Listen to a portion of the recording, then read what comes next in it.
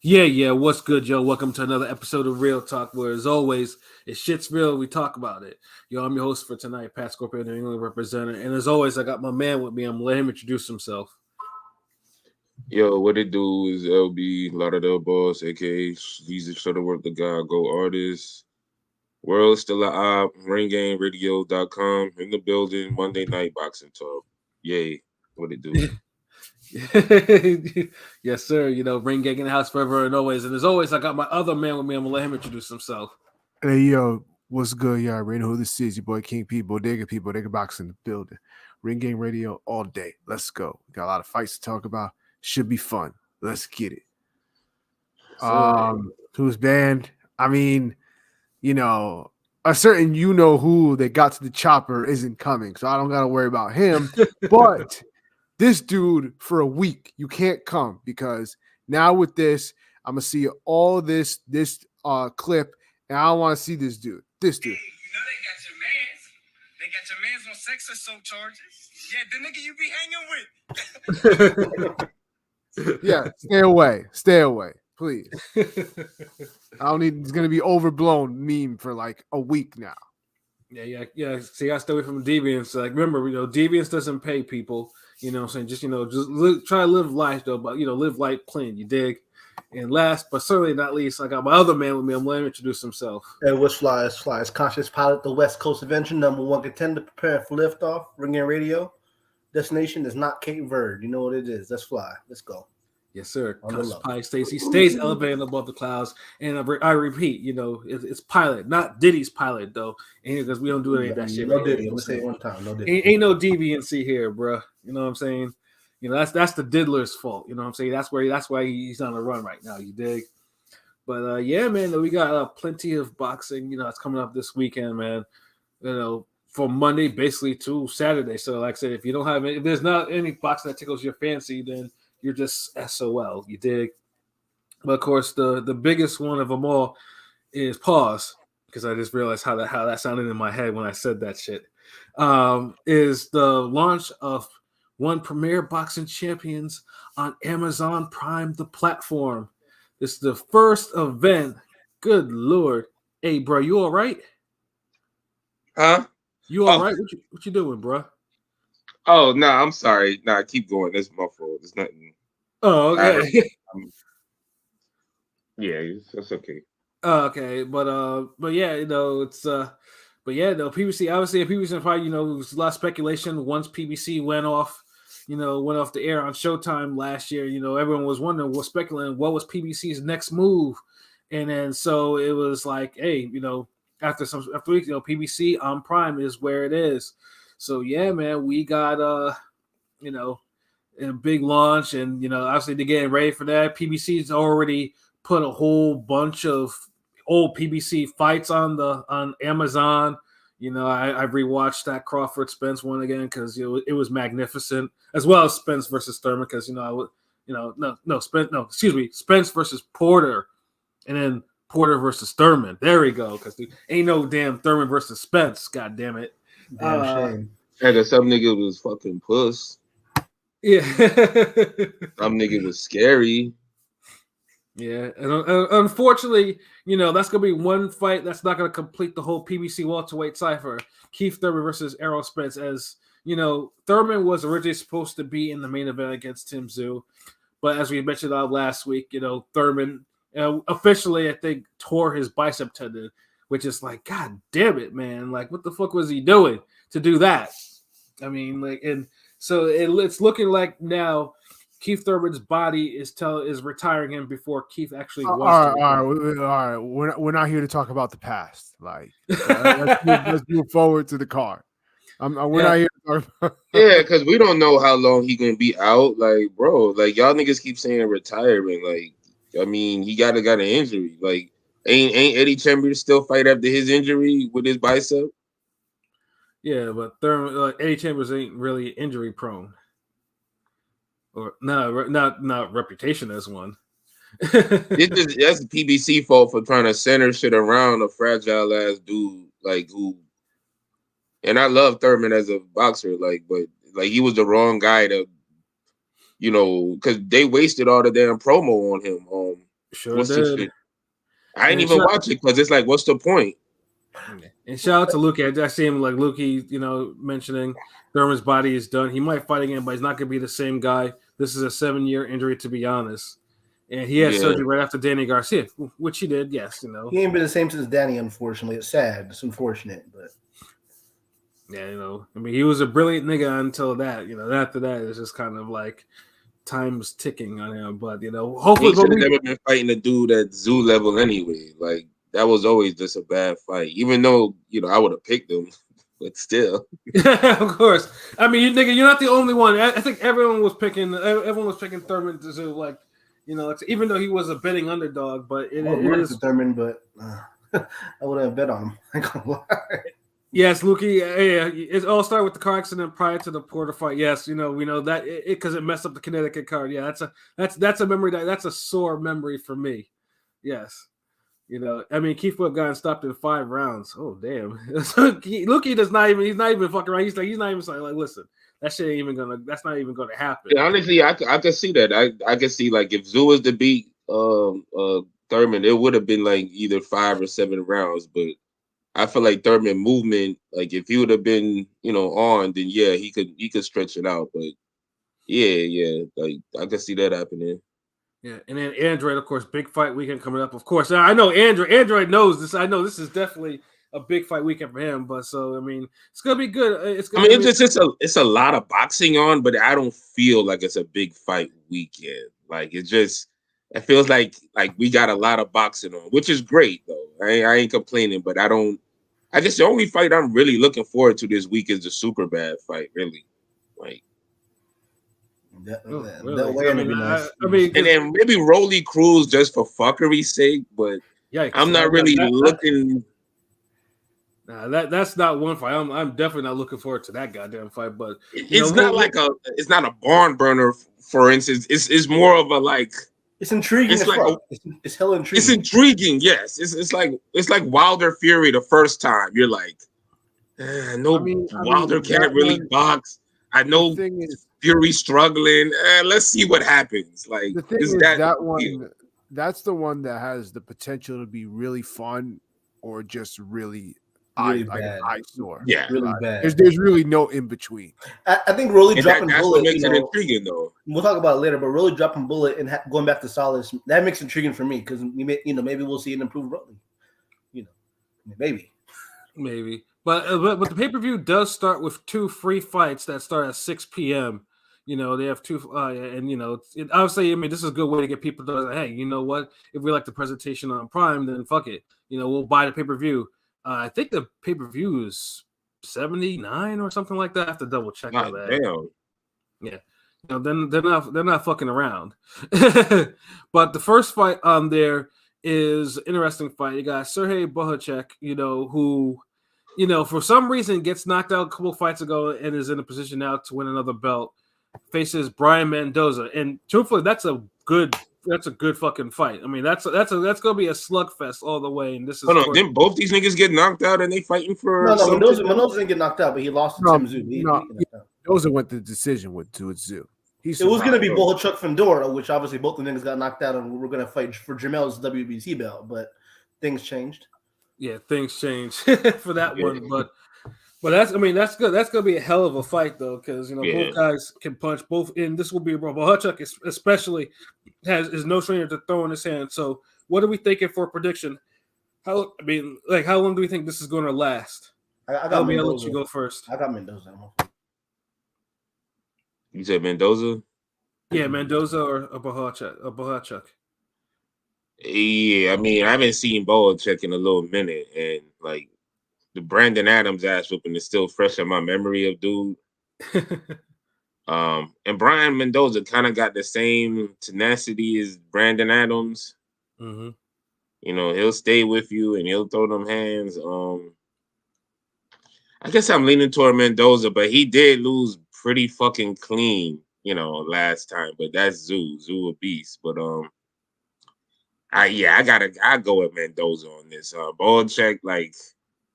Listen, I don't know if he have it all right now, like win or lose, like. So yeah, Mendoza.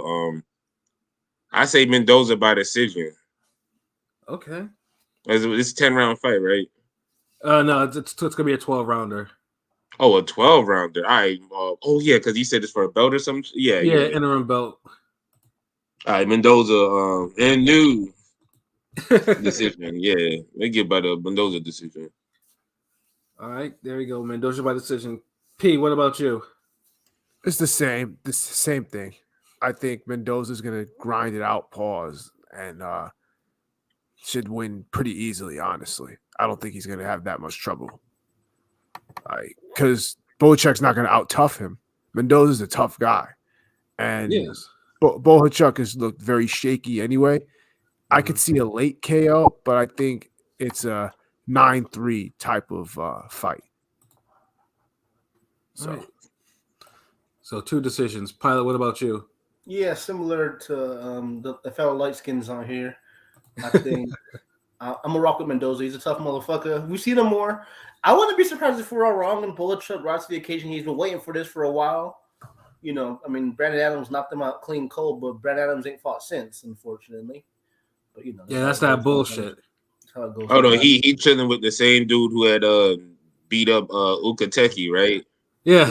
Right. Yeah. And then put them niggas in a room. Let's start a podcast or something. I hate to see that. Charles Conwell finally got the call from Golden Boy after hanging out with them niggas for a couple of years. So it's like, 154 shit. But I'm picking Mendoza. He's a tough motherfucker.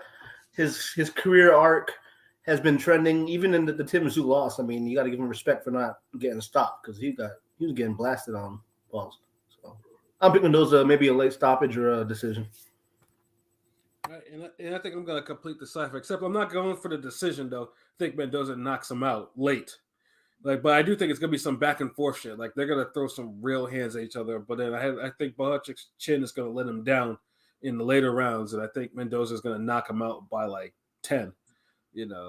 And like I said, Mendoza is really tough. Like I said, Omi Zhu is the one that's really kind of denting him like that. But Zhu also has crazy power. And although Bohachuk can punch, like P said, like his punch resistance is just a little bit too shaky for my liking. So yeah, no, I'm going for Mendoza actually knocking him out. So that will be, I think. And Mendoza is also the betting underdog too, currently at plus 164, where Bohachuk is minus 205. So.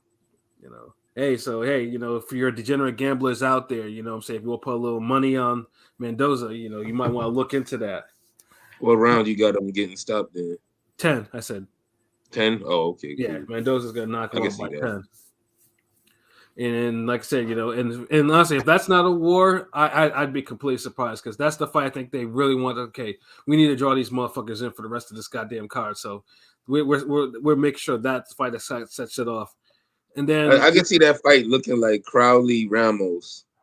I hope. Shit, like I really hope because I'm just saying with the whole one guy is going to be kind of winning with the activity and another guy is going to be hanging tough, but still getting his. But you could tell he's losing, so it's going to have that dramatic last couple rounds where will we see a stoppage or will this guy hang on and?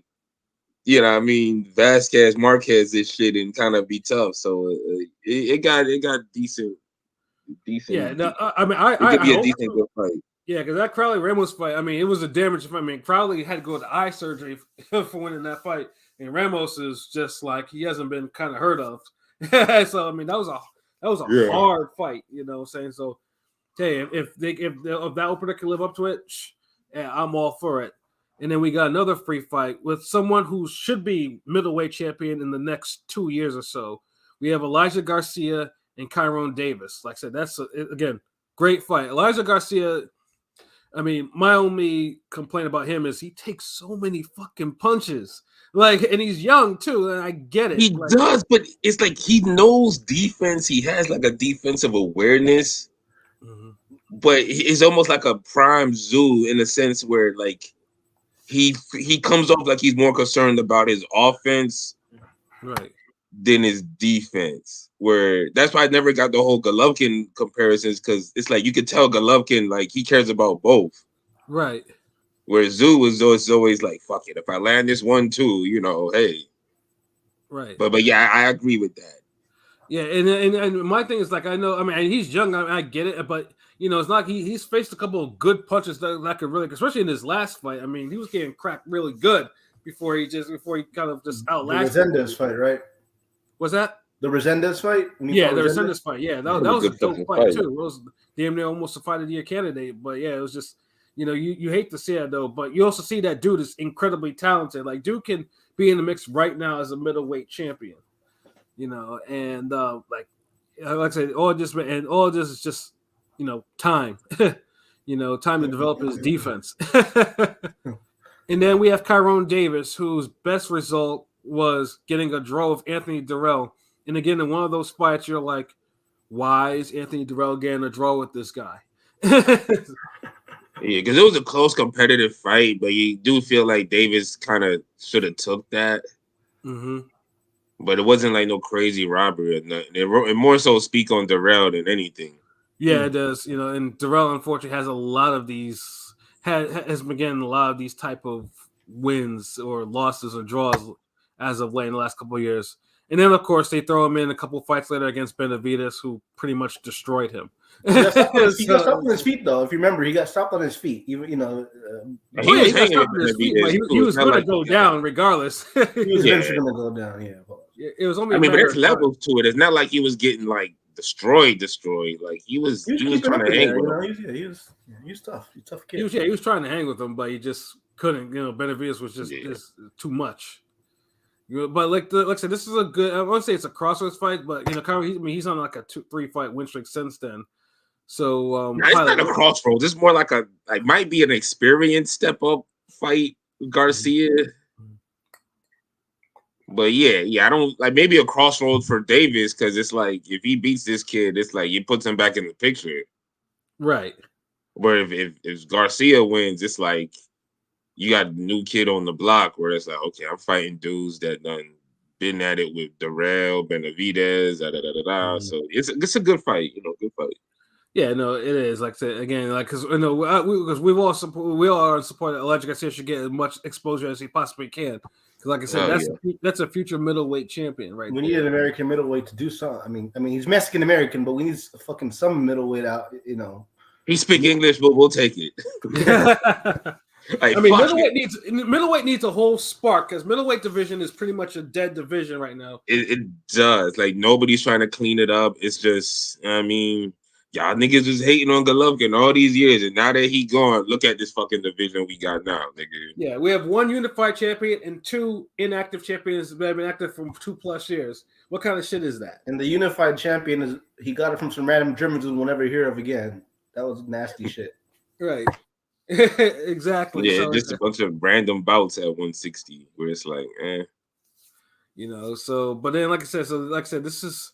So what are we thinking in terms of P? So what do you think for a prediction for Tyrone Davis and Elijah Garcia? I think this is going to be a good learning experience for Elijah. Like, I think Elijah's going to win, but I think that Tyrone is going to be crafty enough to like give him some different looks and kind of at the very least just survive. So Tyrone's a survivor. So guys like that, I don't think Elijah's going to get him out of there. I think he's going to have some trouble in spots, but I think he'll win a decision. I think it'll be a clear decision for Elijah. So, like 116, 112 type of fight.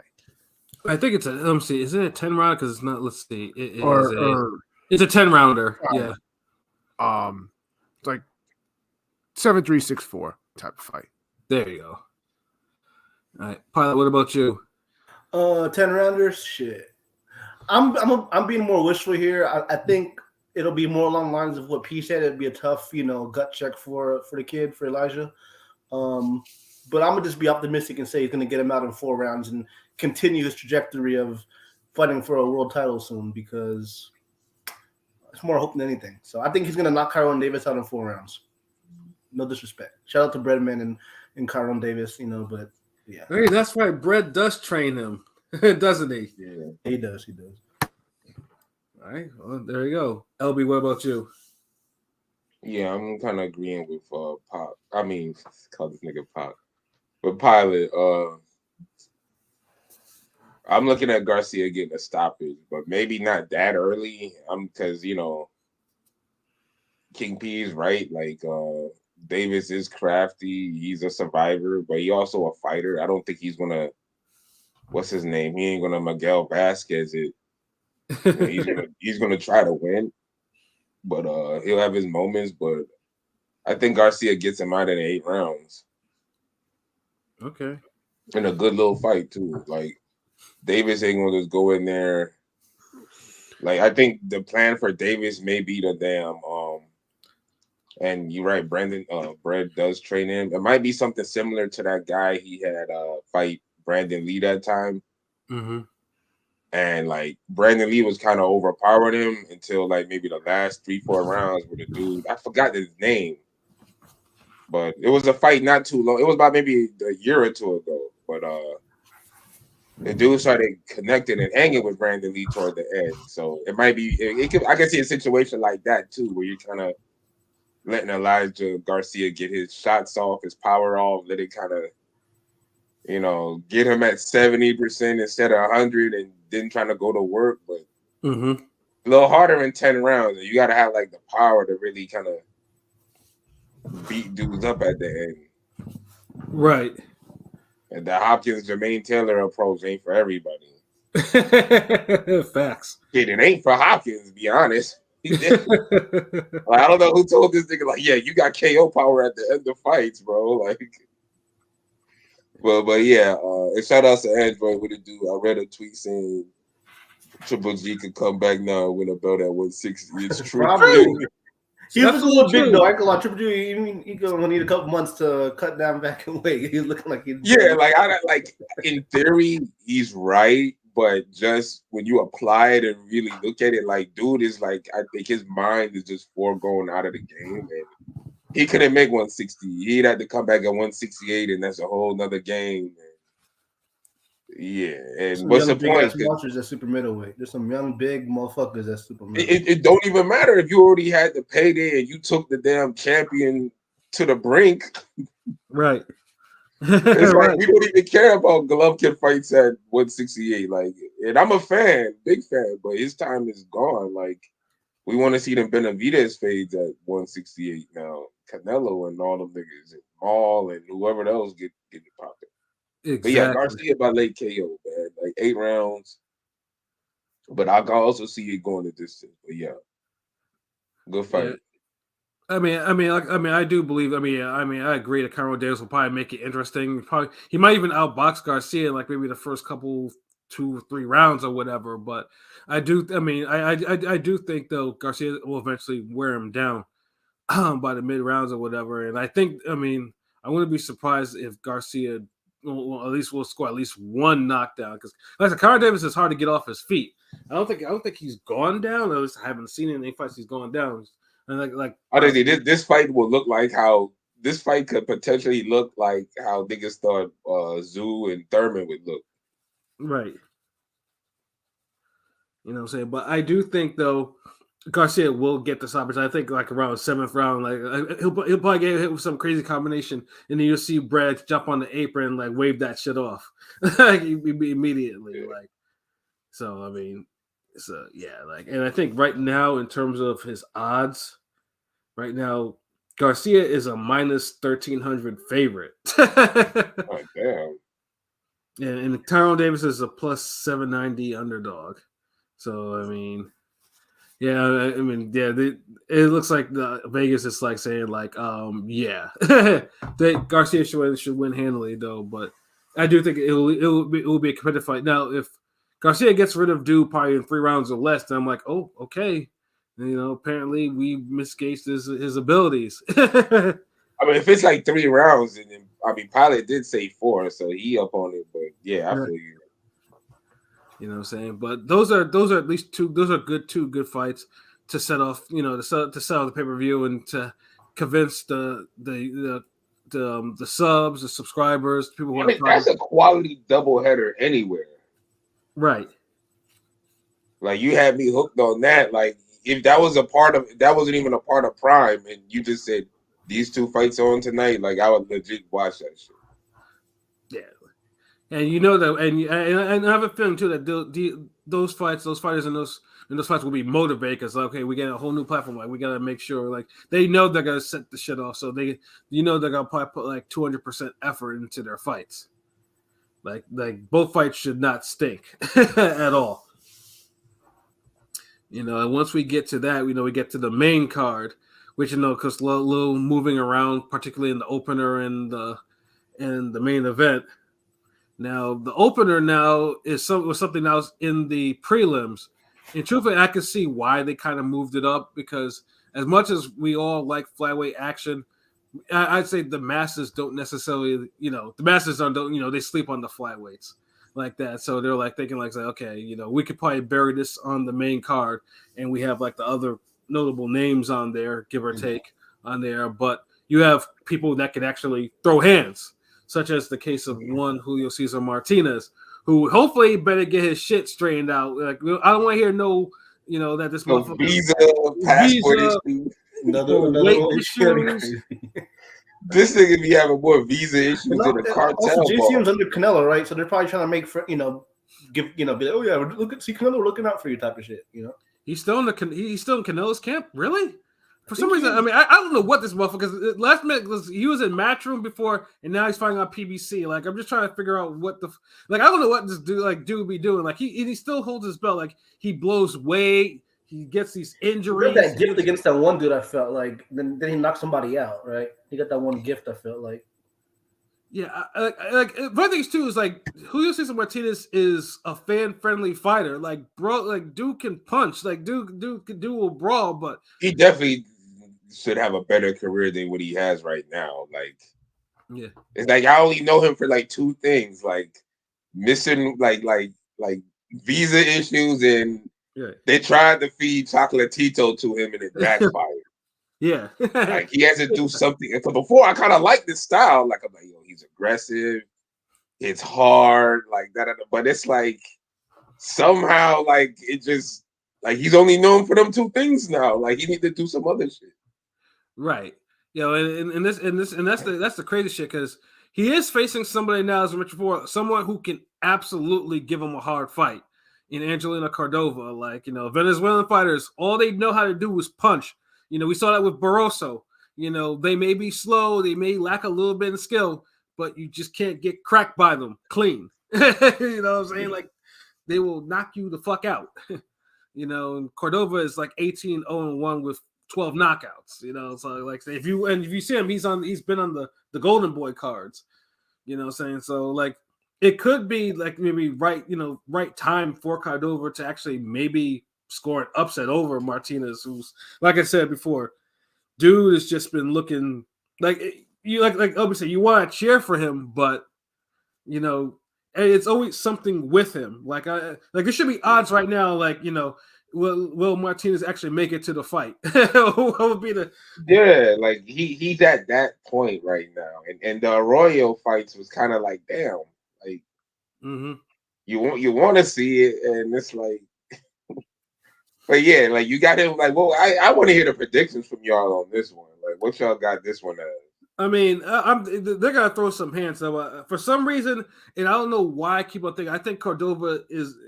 Cordova may actually like stop him late. I don't know why I keep thinking that. I'm thinking the same thing. Yeah, I honestly think Cordova will because Martinez, like I said, he's Martinez throws his hands like but he's not like he doesn't really throw a consistent jab or whatever, but he'll keep pressure on you, and I just think Cordova will just pick him off in between the shots over and over and over again. Yeah, until Martinez kind of like wears down, and then that swarming style of his he's gonna get cracked in this fight multiple times. Yeah, because I was there for one of the Arroyo fights, and one of the knockdowns was because he was coming in crazy, and Arroyo cracked him one time, and down he went hurt. Yeah, he got cracked hard on that one. Yeah. Yeah, and that's what I think is going. And that's why I just think Cordova is just going to it's basically like it's gonna wear him down late. He's gonna probably stop him by like maybe 11 or so. So that's basically my prediction. I think Cordova might score the upset with the upset KO. P, you're thinking the same thing? Yes, I am. Mm-hmm. What round? Yes, what round? Yeah. It's going to be late. It's going to be one of those late rounds. I'll say ninth round. Ninth round. That's okay. I can see that. Ninth round, yeah, I can see that. Pilot, what about you? I hate to say it, but I'm rolling with JCM, Julio Cesar Martinez. Mm-hmm. I think I'll say his luck will continue, but he's been kind of scraping by. Like that guy Cremona, I feel like that guy Cremona should have beat him. In the fight after that, what's his name? Fucking Bautista was boxing him up, and then JCM got his little equalizer knockout. And, he did. I spent them more against the Chocolatito fight, but that's the all-time greatest fighting. But I think he'll rise to the occasion and get it. I think he'll win a decision, but he'll hurt him a couple times. But I think I'm picking JCM in a comfortable decision victory. Comfortable decision. Yeah, you really do have you do have confidence in Martinez. That's some real confidence. Now he got confidence in them judges. That's what I hear. Yeah, that too. He's like, you know what? Like we're not gonna just cash out Martinez yet. Not yet. And I think we're gonna drop him. I think he'll drop him or something. Like he'll hurt him. And, there'll be a moment where like, okay, then they'll justify it. I mean, Pilot's on to something. Like I can see a fuckery afoot in this type of fight. This. Like if Cordova or what's his name? What am I saying it right? Cordova, yeah. Cordova. If he don't really stand on business and really put his foot in his ass, like, yeah, I don't know if they'll give him the decision. And it's like you don't want to get wild with Martinez and focus on trying to stop him. Like let it come to you. Wow. But yeah, but thinking still, I ain't rocking with Martinez though. Piling by himself on this one. I say Cordova by a decision. I just think he's just gonna pick him apart, and he'll have enough power and leverage to really just make Martinez respect him. Like Martinez will be on him. He'll be like in his face and all that shit. Because he did the same thing with Chocolatito and. I think he won maybe 3 rounds against dude. At the most. At the most. Like that shit was more Trout Cotto than anything. So right. And but he took Chocolatito punches pretty well though. Like I don't remember him getting hurt. Maybe buzzed a few times. And Chocolatito could hit even at his later stage. So he might could just weather it and go the distance, but I don't know if I think his luck might run out this time. Unless he really equalized that nigga. Yeah, because fun thing is even for as freaking that he's been fighting lately. I mean, he still is a flyweight champion. He's held that belt for a minute, But yeah, I do think it. Yeah. I mean, like I said, I do think his time is starting to run out because simply he's not active enough, and of course he's in Canelo's camp. With obviously Canelo's camp, They've been, he had a bunch of scary niggas and runners over there and just fuckery. Could you imagine if Ryan Garcia was still over there with this Haney fight? Like, oh my goodness!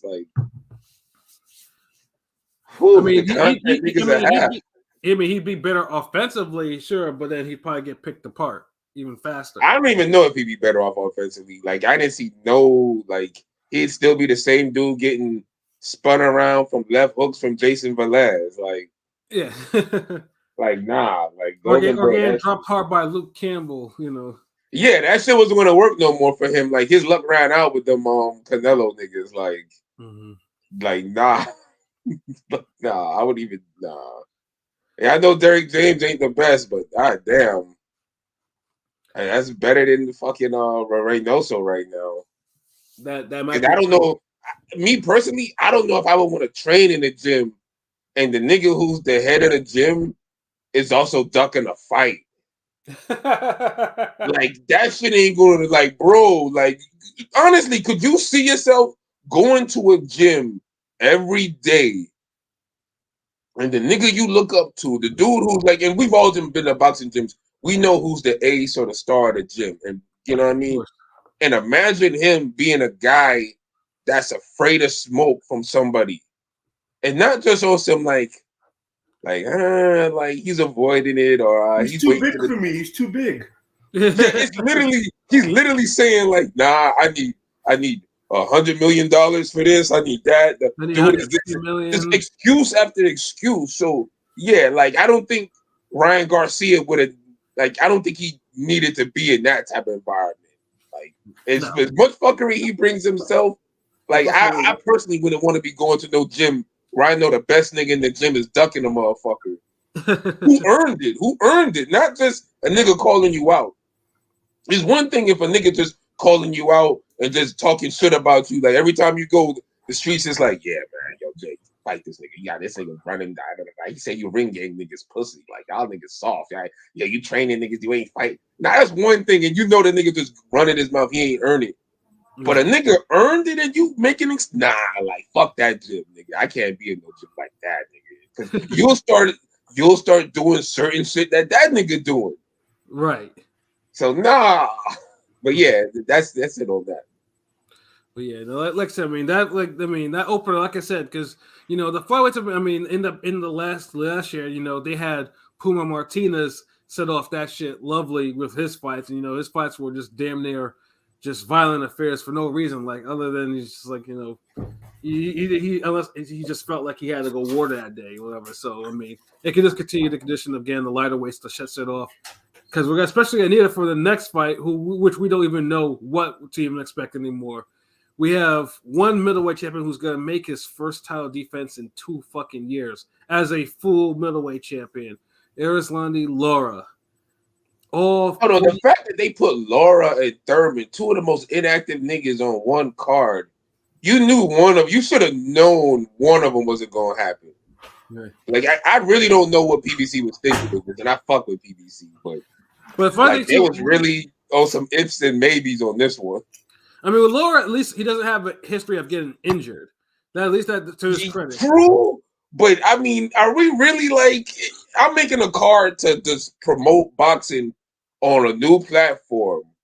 I'm just saying, I don't know. These niggas really they went into the well of fuckery. Like you got Julio, you got Cesar Martinez, Lara and Thurman all on the same card. Like were y'all just trying to get this shit canceled? Well, they are. Not Lara. It's just I don't want to say exciting. I'm just saying, nigga. That's 3 names. That's like 3 of the most unpredictable type of names. No, go. No, I'm just saying. That's all I'm saying. I think they're banking on Zoo. The money in Australia. I'm not sure how it's going to work out, but I think they're going to the Australians are going to pay for it, so they'll break even or whatever money wise. I don't know. Yeah, that could be it. Yeah. That makes sense. But the thing is, though, Lara, though, obviously, all 49-year-olds, 49, 51, we're pointing out ages out there because, Cubans, their true ages are almost never known. You certainly can't go by their listed ones because that would mean Lara is younger than me, and that's not really cool. Add an extra 3 years to whatever their listed age is. Yeah, exactly. Lara definitely ain't younger than me, nigga. God damn. It's facts, though. If Frank Sanchez is 30, then I'm 25. Right? Yeah, exactly, right? Yeah. Oh, shit, damn. But if Luis Ortiz is whatever he is, then I'm 10 years younger than what I am. That nigga legit look like he's some 55-year-old stepfather or some shit. Like he up there. Like that nigga come home, punch a wall, drink a beer, sit down, watch TV type shit. Right. Like that's that real age. Like, damn. Yeah, I know. But with Lara, though, it's Lara pretty much, obviously, once upon a time ago, Lara was a problem. He was a problem, although, of course, like I said, there are some fights you just his style of his constant movement and 1-2, got him far in the pro game, though. But after that Hurd fight, you could tell that shit was not the same anymore for him, because that fight took a lot out of him. and then the Castaño fight right after. Yeah, and honestly, that was the props that he actually took the Casino fight, but then that fight was a little bit too hard for him, and then after that, his Should competition have lost that motherfucker. he should have, but he got a draw, another one, like the third draw on his record, and then after that, it was facing Canelo, Struggle Brother, and Vendetti, and Cornflake Lamana, and Gary O'Sullivan. Is just like, and then in two of those fights were middleweight title fights before he got upgraded because Triple G retired. So that is why we have Arizona, who's a whole middleweight champion in 2024. Excuse me, in the year of our Lord 2024. Facing someone who Peter Quillen knocked out cold on a PBC card years ago in Michael Zarafa. Now, I'm rooting for Zarafa to actually beat Laura because Laura might actually go ahead and fight Danny Garcia next after this, and I don't want to see that either. I don't want to see it at all. Zarafa, for at least to his part, his competition is not that much better. I mean, he knocked out Jeff Horn he split two fights with Jeff Horn, and he knocked out Anthony Mundine in one round. So that's a plus, I guess. Oh wow, the bar is set low for this one. Yeah, right. So it's pretty much. But he's still young. I think he's like 33 or whatever. So time is on his side. So honestly, you don't even know what to expect. We could either get a surprising brawl where Zarafa gets the win, or Laura decides he wants to get somebody out there with one left hand, or we get a whole bore fest, which Laura runs around the ring for about 7 rounds and then fights very ugly because he's kind of, physiology is kind of lost, due to him being like 53 or some shit.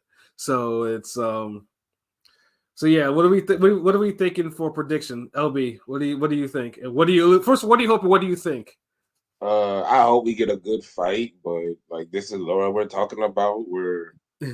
We haven't got a good fight from him since Castaño fight. So and that was in 2019. 2019, yeah.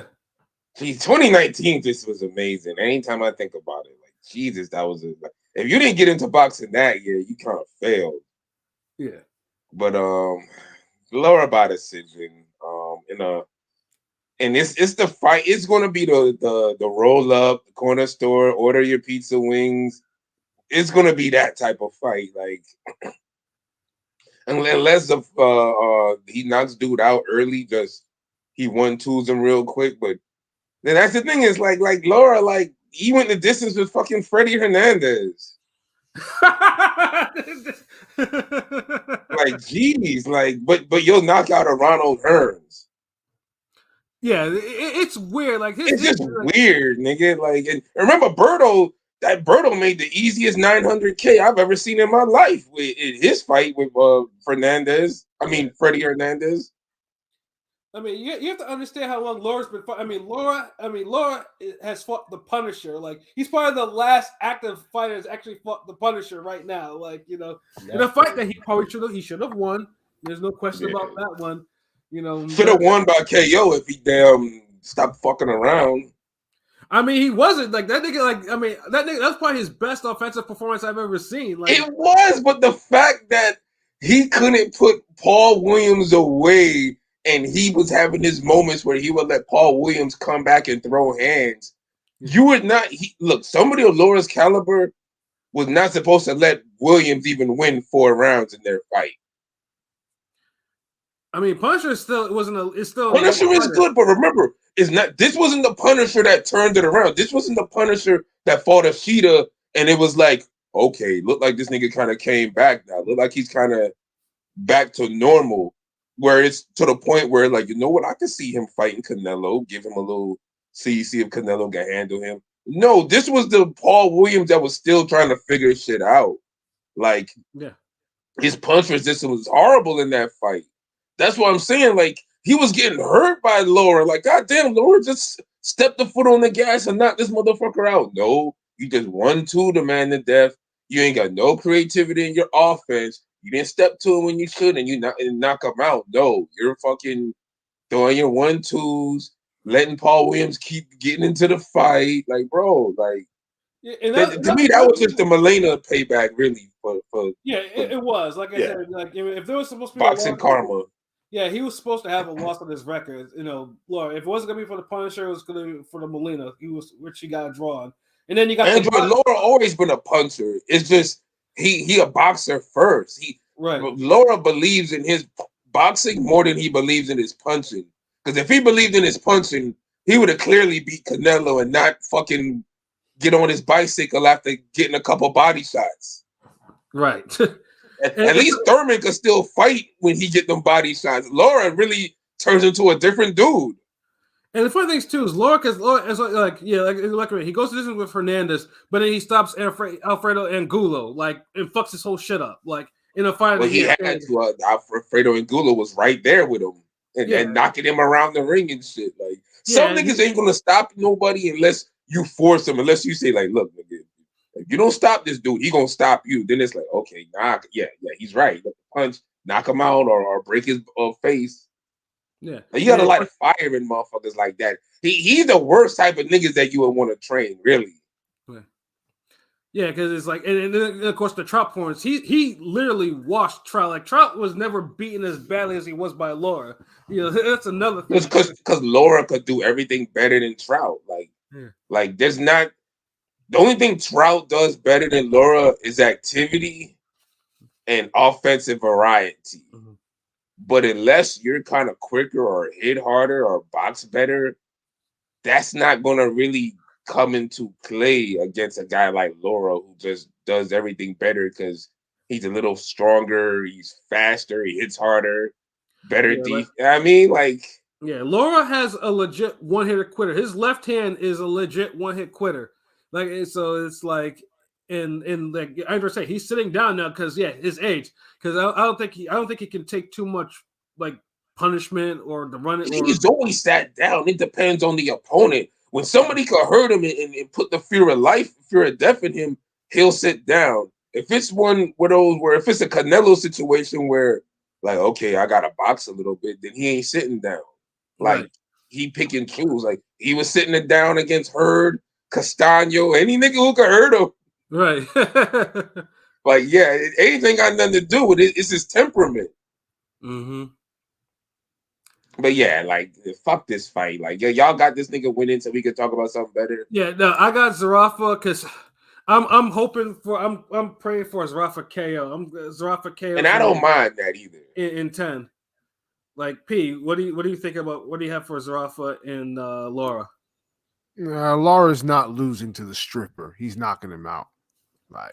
It's gonna be like a cornflake type fight. Fucking Laura in 6.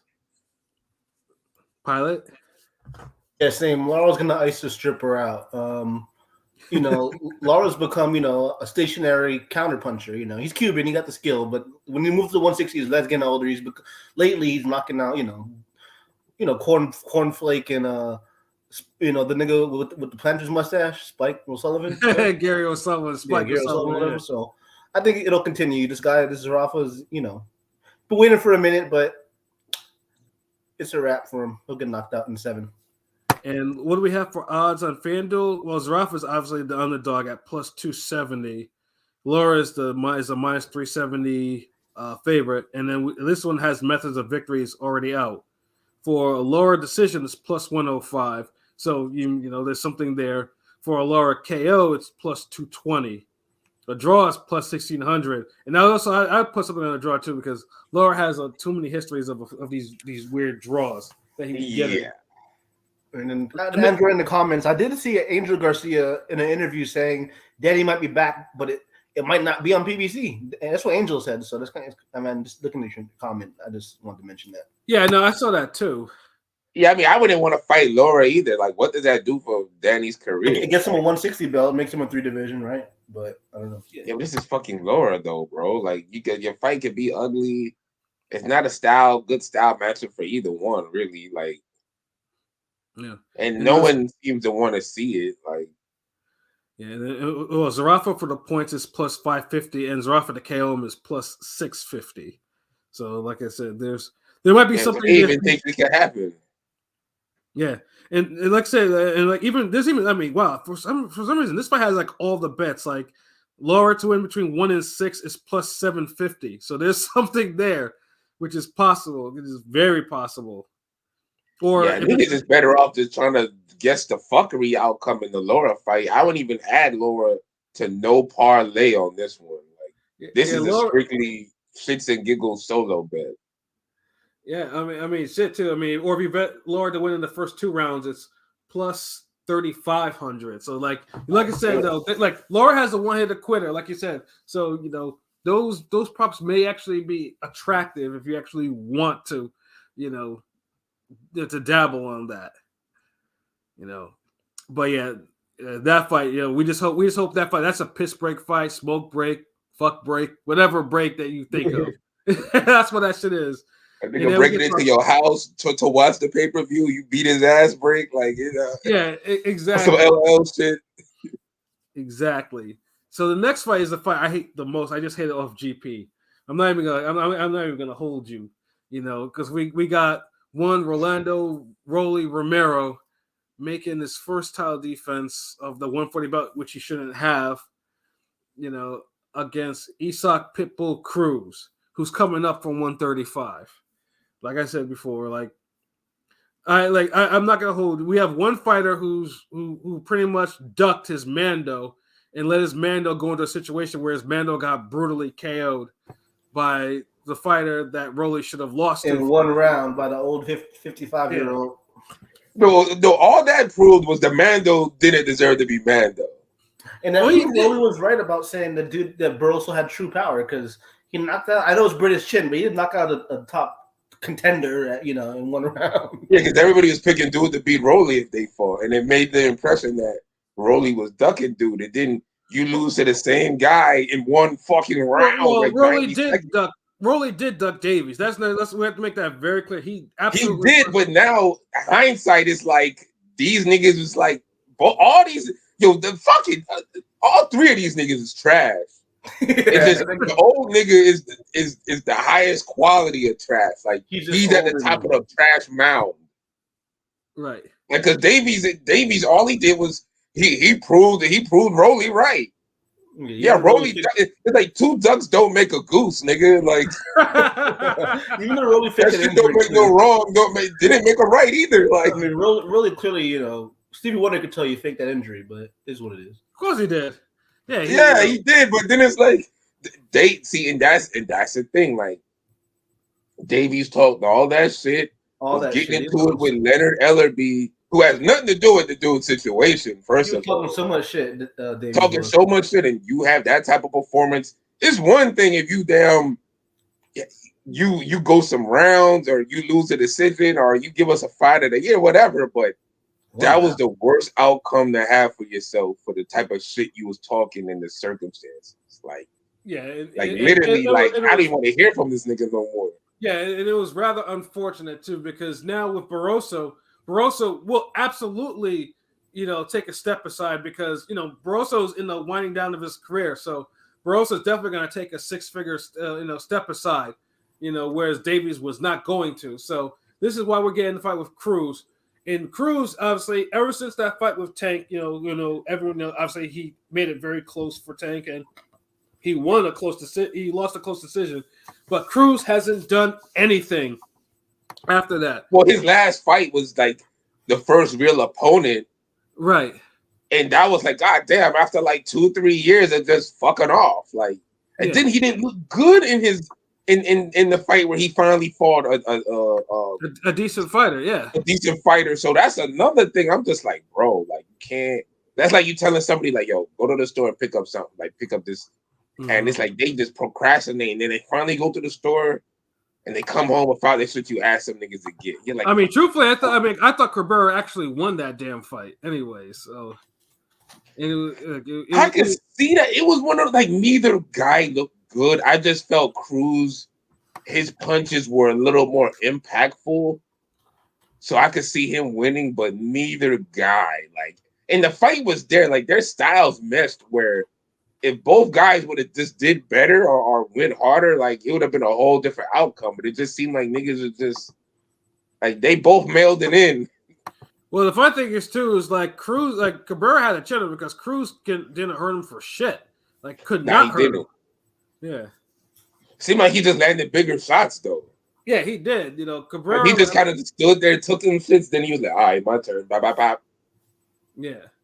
So now again, let's fight at 140, and I mean, I'll be the first to say, like, I mean, like Rolly is, I don't think he's trash to me, and Cruz can actually fight. He just doesn't fight right. So, and honestly, if Cruz doesn't knock Rolly out, I'd be completely surprised. I mean, I honestly think that Cruz will probably knock dude out by like 7 or something like that. And you think Cruz a puncher like that at 140 now, or just Rolly just that trash to you? Rolly's trash to me, bro. I'm sorry. Not even with the style matchup. You're just going. Everything you're saying is basically off of Rolly just being trash. Nothing else. Rolly in his best. Rolly is. And I'm not arguing against you about Rolly being trash. Like, nigga, that's something I think we all could agree on. I'm just saying for this particular fight. I mean, here's what I'm thinking. I mean, because I know Cruz is going to be super aggressive. He's going to throw combinations. He's going to light dude up with combinations. Rolly is neither defensive nor is he someone that you can see you see him actually countering or doing anything. Now, Rolly can actually back foot box a little bit because we saw that in the Barossa fight because he was getting touched too much and he didn't like the power coming back at him. But honestly, I just think that Cruz is just going to swarm him and put hands on him until he says no mas. Like, seriously. But like, oh, sorry. I hope he does that because he didn't do that in his last fight. He had the same type of tall opponent. Facts. But yeah, I honestly, if Cruz doesn't win this fight, I'd be completely surprised. But I think he's got to stop rolling by like 7. So that's my prediction. What about you, LB? Wow, this is crazy.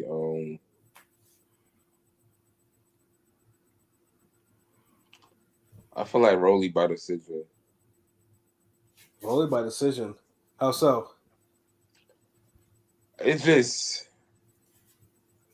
I think he'll just like. I think the fight where if Cruz gets into this cover up mode, and he has to get into an exchange where he has to open up the attack Rolly, it gives Rolly an opportunity to clip him or wrestle him and make it dirty where he could sneak in one of those elbow haymaker punch weird angle type shits.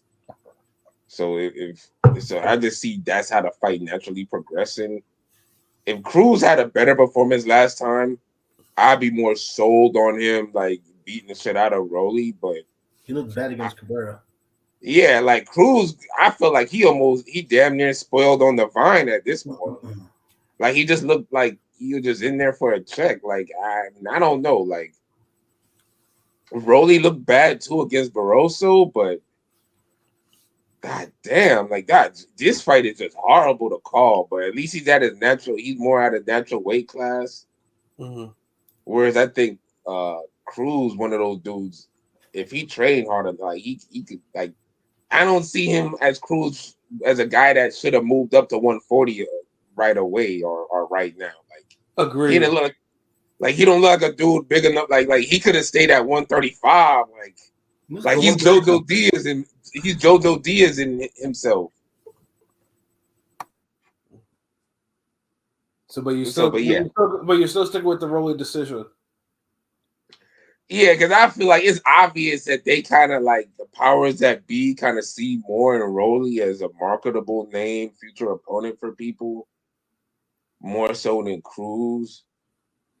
And it kind of tells because it's like Rolly's matchmaking been a little more strategic or at least more like we're trying to get you into contention or, noticeable fights. Whereas Cruz just been spoiling on the vine, then they said, "Oh yeah, fight this guy. He's pretty good." And then he looked like shit, and it's like, all right, fuck it, feed him to Rolly. Like, both of these guys are tank leftovers.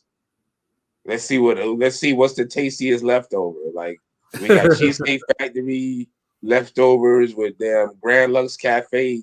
No, they from the same company. Let me see. You got Cheesecake Factory and some damn La Granja leftovers.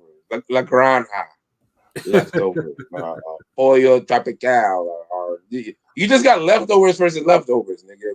Because one leftovers is maybe a little fresher, or the restaurant is a little more upscale. Like, that's it. I rest my case, Your Honor. All right. P, what about you?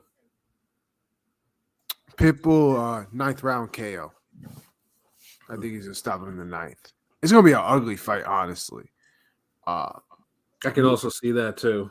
And I wouldn't be surprised if Rolly's on the verge of getting disqualified. That's gonna happen one of these days. It's gonna be a DQ. He's gonna take a DQ loss, and that like Pitbull style is just gonna be very rough. He's gonna be throwing him like he might be throwing him around a bit. He might, yeah. But I think Pitbull will just swarm him and chip away at him, and I think he'll get him out of there in the 9th.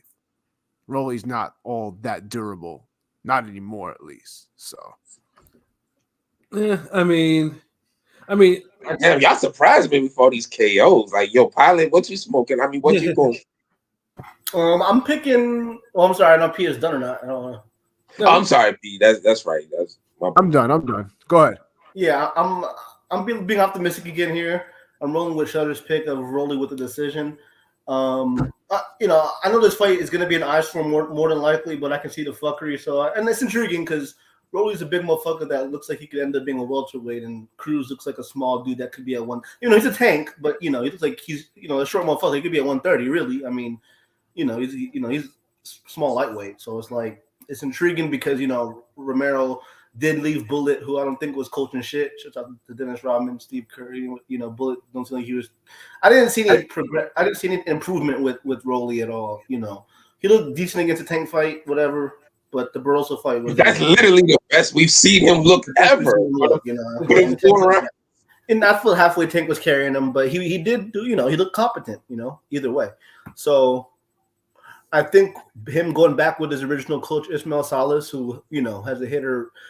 More of a hit than a miss for his fighters. I think he's going to show us. I think this will be his best performance. I think he's going to show, he's got the length on him, Pauls. He's got, he's taller and longer, and I think he'll be able to use the jab and back foot box. And, when his fights got first announced, I thought, okay, easily it's going to be people landing some crazy haymaker, which could very well happen. Some late crazy fucking overhand or haymaker that's going to, rock Rolly's world. But I think Rolly will withstand the storm and get a 8-4 type legitimate decision, because the Cabrera fight against some people thought Cabrera beat Pitbull. I could see it. Pitbull's kind of misplaced on the Vincent won that Tank rematch, but if he wins this fight, I think Tank's going to win fight the winner for a belt. As long as he beats Frank Martin. So it's intriguing. It's an intriguing match, and I think Rolly is going to win and shock the world. Man, Tank better fight 3 times in a year if your fights are gonna be Frank Martin and Rolly Cruz winner. Yeah, nah. That's not good for like a 2 fight a year. That's great for 3 fights a year. Don't get me wrong. Like if you could sneak that in, yeah. But those being your 2 fights, that's like I don't know. It's like a date that started off good but then ended off shitty or something. Like, what's the odds on the Rolly Pit? I think Pitbull's probably the 2 to 3rd favorite or something. Right now, the money line has Rolly as the underdog plus 215 underdog. Cruz is minus 280. Wow. Now for method of victory though, Rolly decision points is plus 460. Rolly KO is plus 500. Draws 1,600. Cruz is for points decision is plus 330, and Cruz KO is minus 105. So there might be. Yeah, I ain't gonna lie. This card ain't built for no fucking parlays. Y'all crazy if y'all doing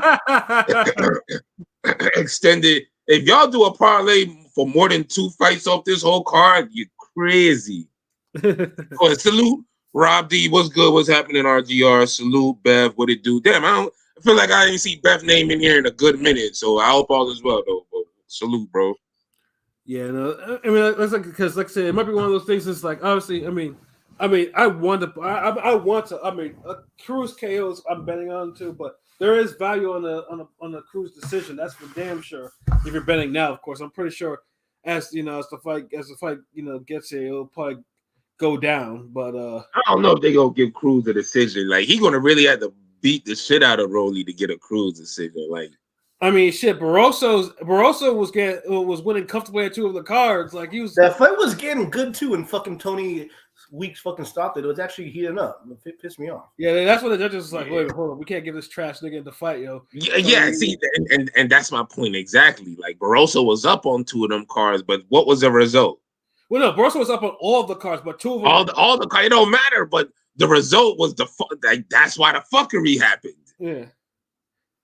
Like, and I feel like Cruz, he better go for it, man. He can't do this lackadaisical shit he was doing in his last fight. Cause I don't see Cruz as a guy who'll be landed overhand rights like that. Like, right. And Rolly best punch in this fight would be an uppercut. But Cruz knows how to defend against the uppercut because he fought a nigga who best punches the uppercut. Right.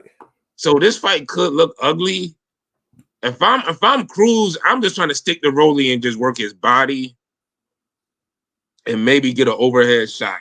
If I'm Rolly, I'm literally just trying to just jab this guy. And if he gets close, I'm going to tie him up, wrap him up, and try to get hooks and throw my Sean Porter type punches on the inside. Like somebody has to outwork the other, but it's how you do it. And I think that's going to be the interesting part in this fight. Like it could be low output or it could be rough mid output. I mean, would y'all really be shocked if Romero was to outbox? I mean, clearly win a decision. I wouldn't. I'm just saying I wouldn't. I wouldn't. I honestly wouldn't. Like I'm surprised the odds. Honestly, this is more of a 50-50 fight than a favorite, really. Like I think just a lot of niggas don't like Rolly, and for good reason. Yeah. But that's what's up, Bev. I'm doing good. Just found out my cuz boxes. Oh, salute to him then. Salute to her, you know what I mean? Mm-hmm. But yeah, salute to them. But yeah, I can see this fight. Yeah. This is one of those fights like the Laura fight. If you doing your bets, do not put this on the parlay. Make a separate fuckery bet for this shit. Because you might have everything hit that day and then Rolly Cruz double knockout, disqualification, body slam out the ring, turnbuckle, headbutt, whatever the fuck the case is, because these niggas will do it. So that's all I got to say on that. But yeah, Rolly. So it's even. It's two. It's me and Pilot against y'all two. Okay, all right. We'll see what happens. And now we got to the new main event, where Tim Tszyu now will not only defend his WBO belt, but also has a chance to win a vacant WBC belt. And he'll be facing none other than Thurman's replacement, Sebastian Fundora. It could be fun. Oh yeah, no, I think that's part of the reason why it's like, Bahacek could have probably been a better choice, but Fundora brings a fun factor because Fundora, for some odd reason, his 6'7" self can make a 154-pound weight limit, which is insane, And you have to uncouple that. You have someone who doesn't like to use his physical advantages, doesn't like to use his reach or any of that shit. Likes to go inside and war with people. Because he can't, bro. Like, y'all got to stop thinking every tall nigga didn't P say is predisposed to using his reach. Like, didn't P say dude, eyesight is horrible. But I think P mentioned that he has I think he's nearsighted or whatever. Like his eyesight's really fucked up. So he's damn near blind. So he can't. He's not gonna be prodded with a jab and shit. In theory, you want every tall nigga to do that. But. Dude, if he like, bro, like this is why like not everybody could be boxing trainers, coaches, and teachers. Because y'all would literally get niggas knocked the fuck out trying to have them fight to your standard on how they should fight. Like, Fundora, like, he's not like Paul Williams in the sense where he could get on the back foot. He has enough reaction speed, timing and distance where he could box extended periods. Like, he's not that type of guy. Like, dude's nearsighted. Dude can't box for longer than 30 seconds. Facts. Like if I'm Fundora, I'm really just having dude like, look, you want to be able to throw punishing jabs to break the distance and make them think that they got to come to you. But in reality, you coming to them with a more forceful jab that makes you create contact, and then you rip them up on the inside with the double hooks and just tighten the defense. Fundora tighten defense. He's a better guy, but sometimes he leaves his hands in spots where it creates openings. Mm-hmm. And that's where I got like Mendoza was able to crack him. Shit, if anything, Fundora need to be damn lifting weights, get on some strength. You know what I mean? Like punch harder, like be physically stronger. Like he wins fights off activity and leverage. And I don't know if that's gonna be enough for a guy like Zoo, who's gonna be box from the outside, inside, hit hard, work the body, and then nigga got like a slab of body right there in front of. Right. And on top of that, Fundora's coming off a brutal knockout loss to Brian Mendoza. So that's another thing too. It's like it's not like he at least got a win to at least get his confidence back or at least get on the ledger, But yeah, you're facing someone who's punching incredibly hard now, who's pretty much being seasoned right now. And Beth, yes, I agree. Fundora is good, but Tim is going to work them body shots. Yeah. Yep. Yeah, Fundora's gonna last as long as he can take the punishment. Like he's gonna go to war on the inside with Tim, and he'll realize that's not really a good idea. And Tim's gonna eventually take his body, pause, and then and then eventually like take his jaw off. Like so, it's like. But let me ask you this. Okay, fuck all that. Like if you have an input, like say. This is one of those Andre Berto fights where he has a chaotic corner, and you got three niggas in the corner telling him what to do. And we translating that energy to Fundora, and you're a voice in the corner. And you're 6'4", and everybody's like, you know what? I'm gonna let this big motherfucker speak. What are you telling Fundora to do to win this fight? Since it's a bad idea to be on the inside of Zoo. Pause. Tie him up, rough him up, and he too needs to go to the body, go to Tim's body. But that's it. Just go to the body and rough him up and tie him up. He's gonna need to because if he doesn't, does that win rounds though? Like, can you win a fight doing that? Fundora's gonna have to be very physical. Pause. Very physical. Okay, we know that. But what can he do besides being more physical that'll help him with? Like, we know he can't fight on the outside. The inside is like 50-50, really, and he's not stronger than Zoo. So when I hear the whole, well, damn, that's a bad idea going on the inside. Then what can this nigga do? Like, how can he win the fight? I don't think there's much he can do. I don't think he's gonna win this fight. Okay. See, that's what it is. Like, yeah, like that's what I'm just saying. Like, because if he can't win on the inside, or if he can't be competitive on the inside, then what the fuck else y'all expect him to do then? Like, that's it. The problem is Fundora is just too hittable. His style, he gets hit too much. And usually guys with his style that get hit a lot, once they end up getting knocked out, they end up getting knocked out easier going forward. Like once it's cracked, it's cracked. If you want recent examples, look no further than Adam Kaunaki.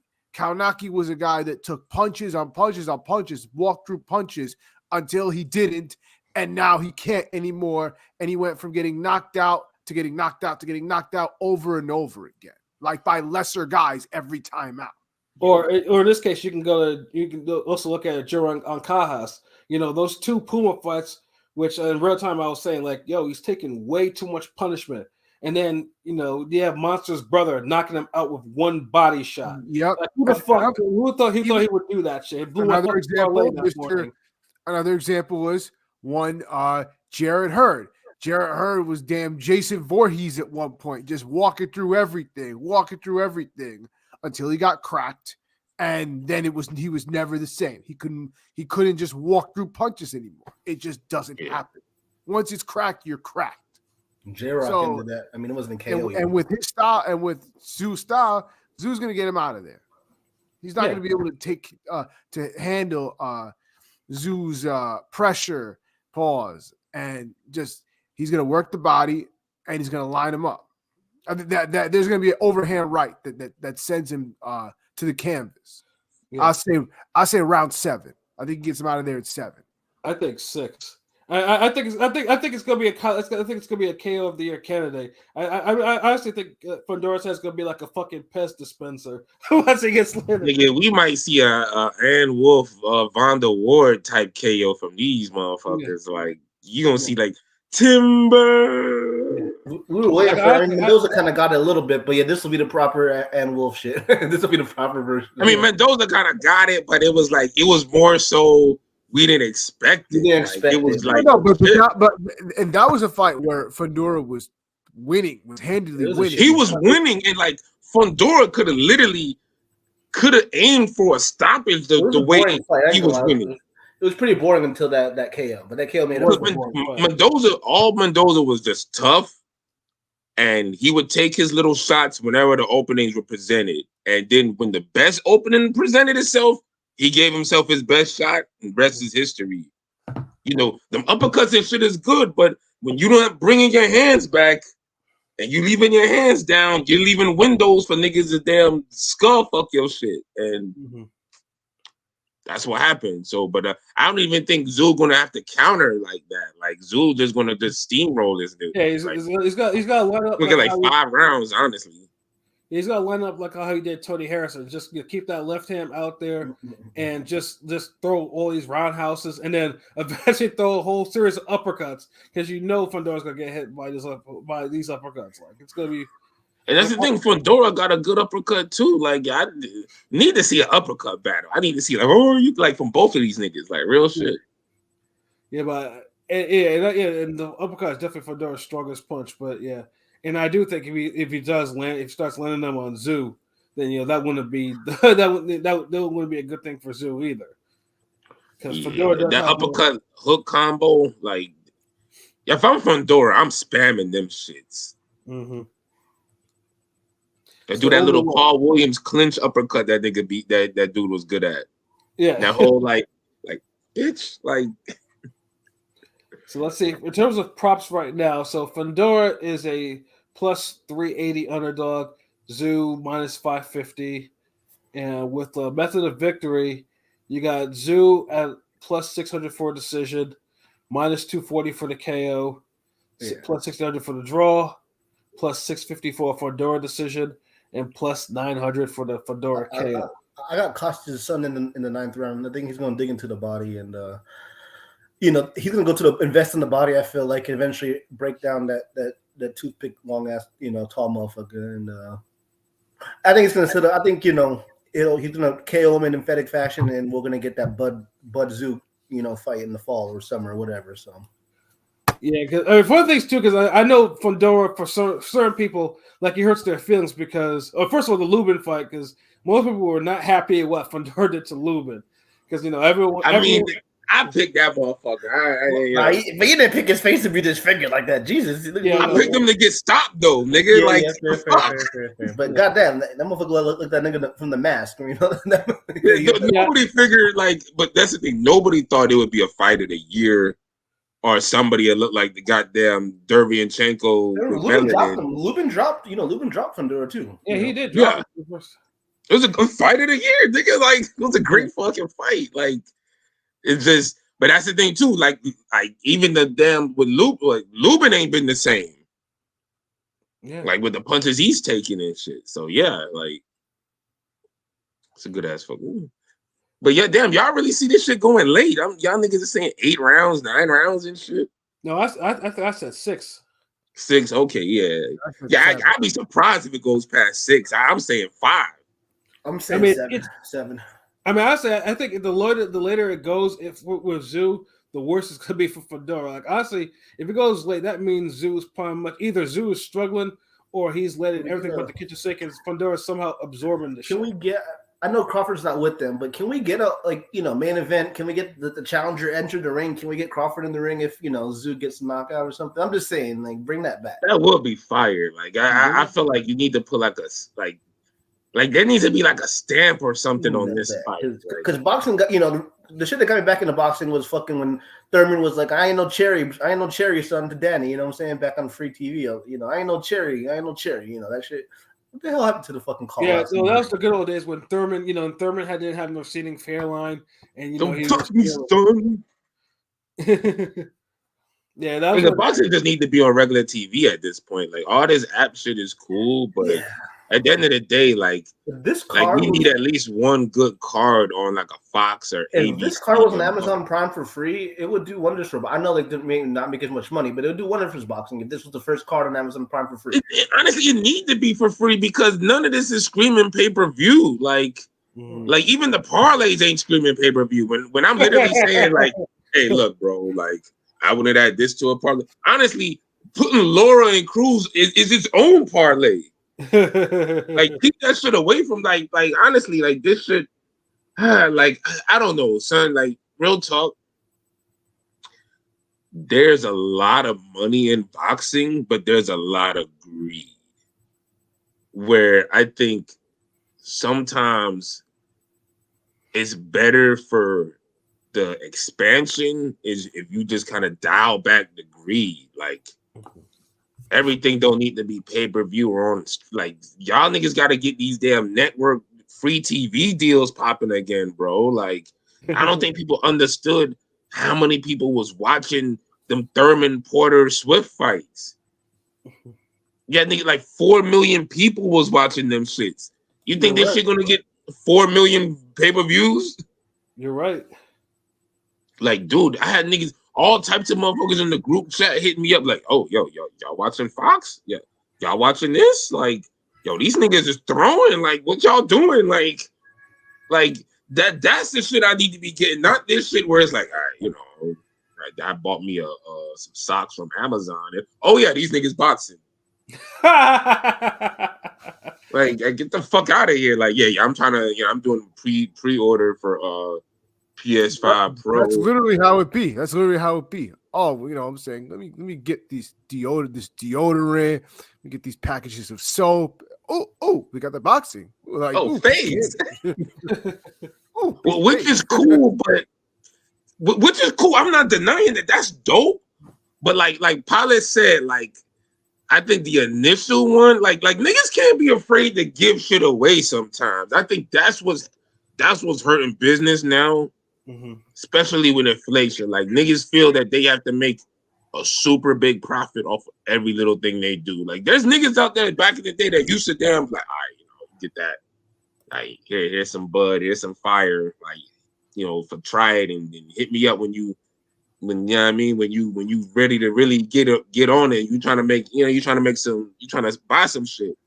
Nigga hit you up next week like, yo, that shit you gave me last week was fire. Nigga, you got any more? I got like $30, nigga.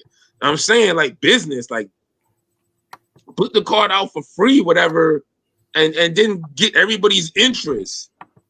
Right. And then because now you could sell a Zoo Bud fight because niggas sold Zoo for free. And everybody done seen, heard, known about Bud by now. So it's like, okay, people be like, hold on, that one nigga who knocked out that basketball player fighting Bud. Okay. Was cracking. Like, I watch that shit. I mean, like, where? That's all I'm saying. Just a little business shit. I don't mean to digress like that, but that's it. I mean, it's part of the discussion, bro. Of course, you can digress. Like you within the topic, bro. I just want to see boxing grow, bro. Like that's it. Like the money is good, but yeah, Bab, that's what I'm saying. This should be free. More people will watch it. Like, and remember, it's the first card. Like, this isn't no card where it's like the names are like super popping. Where you're like, okay, if you're gonna open like a Tank Frank, I get it. If you're gonna open with Frank Tank or something like that, I know he had the legal situation, but if you had Tank on there or even Spence on Spence on a comeback, people complain, but you know what I mean. Just like I can see making people have to pay. Yeah. Same thing with Canelo Munguia, but like Zoo, like the fuck out of here, really? Yeah. Zoo? Yeah, and like I said, I mean, obviously it's gonna be $80-something, $79, $80-something, $80, nigga, yeah. $80 motherfucking dollars, nigga. Like, and we've been getting these goddamn Arabian Night, fucking pay-per-views for like $40 and shit. Yeah. I mean, I know the atmosphere is going to be better, that's for sure. But goddamn, I was waiting for nigga, that. I mean, nigga, I see two niggas in the chat fighting the goddamn hallway for $10 at this point. Like Yeah. shit. I'm just saying, bro. Like, I mean, apparently, we probably won't get the free Prime card until probably the summertime, anyway. So it's at least probably maybe June might be when we might actually get it. oh, so it'll be more like a customer appreciation type shit. Like, well, yeah, you've been rocking with us for a while, so yeah. Here's a free pizza, nigga. Like, I mean, here's some cheesy sticks, nigga.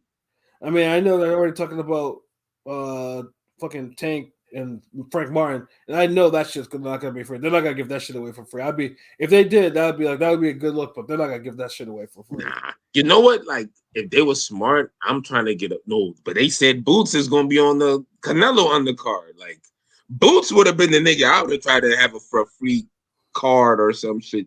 Right. It's just like Zoo is that guy where young, hungry champion, undefeated. He has his name is connected to several other big fighters. Oh, I'm hearing Fulton and Boots will be a non-pay-per-view card in July, I believe. Yeah. I heard some of that too. Then I was hearing Boots on the undercard of the Canelo Munguia, so I don't know, but if they have them on a double card like that, they need to be against some good opponents. It can't be that in Philly. I know. Well, again, like don't give us no free shit like that. Like, if it's free, let it be worthwhile. Don't give us a free Reggie. You know what I mean? Last week, Boots Crowley was supposed to have the purse bid. It got pushed back. So either hopefully it's on the Canelo card or maybe on this shit. One of them. We need Boots back. It's kind of trash. He ain't defend his title or even. Yeah, niggas talking about free. Like I don't like it. Don't give me like the free fries from Dollar Tree or the goddamn Family Dollar. Would y'all watch Boots freezer? Give me free Checkers fries, nigga. Would y'all watch Ennis Crowley with the co-main of Fulton versus Gary Russell Jr.? Fuck yeah, for free, nigga. Absolutely. You playing? That's the card of the year if it's free. Shit. All right. Shit. Throw on motherfucking. Put Mario Barrios against somebody and maybe someone else, and you got to a fire ass a four quadruple header. Whoa, slow down on this Mario Barrios thing. You was flowing for a little bit, bro. But I'm gonna need you to calm down. I'm gonna need you to calm down with this Mario Barrios. No, look. My only explanation why I said Barrios is because for some reason he's one of those guys. Even if you don't want to use Barrios. But the whole Cito Lopez frame of guys where they're gonna put on a good effort and give you a good fight no matter who you put them in the ring with. Like, that's my whole take. Like, I'm not looking to put Thurman, Laura, and Cesar Martinez all on the same card and call it the goddamn Riddler special. And see who the fuck's gonna make it to the goddamn opening bell, nigga. No. I'm trying to put together a good quality card where it got something for everybody, got some action and all that shit. Like, goddamn mystery card where it's like, well, nigga, let's just roll the dice on this one. Will Thurman get hurt? Will Martinez have visa issues? Will Laura get into a good fight? The next time on Ring Gang Radio Fighter Z, nigga, like, fuck that. Like, nah. But yeah, I ain't got nothing else to say about this card. We could talk about something else now. Like, yeah, and of course, speaking of apps too. Obviously before that, we have a card on Friday. We have an offering from Top Rank, a doubleheader of some sort. One you can consider that might be a crossroads, and another one you consider is a top quality fight and a fight that they don't. Could be the main event. Huh? Should be the main event. Should be the main event, though. Yes, it absolutely should be the main event, though. But I guess Bob is a little bit old school, so that's not gonna happen. I ain't having no fucking women be my main event. You broads get your ass in the goddamn kitchen. He was against having women on his cards. Finally, yeah, like, you old fuck. Like, you giving us a goddamn Oscar Larios. I'm sorry. Shout out to Oscar Larios. Oscar Larios salute. You giving us a goddamn old ass Oscar Valdez who's been hit or miss for a while when y'all have like one of the most anticipated women's fights in the last few years. Exactly. And with two good looking women, especially with Vocosta and all of that shit. It's Estrada, like yeah. and like come on, like y'all really like Yeah, and the worst thing y'all is, fumbling it. and the worst thing, it's not on regular ESPN. It's on ESPN Plus. It's like this is why I'm sick of these goddamn apps because of this shit. Yeah, like this. And at first, because I was a researcher, it's like it can't be just ESPN Plus, but no, it's strictly ESPN Plus. I'm like, what does that do for each guy? I mean, Valdez has clearly made. Valdez has made his mark on regular ESPN, and then you have Liam Wilson. Liam Wilson came close to knocking out Navarrete last year in the fight of the year.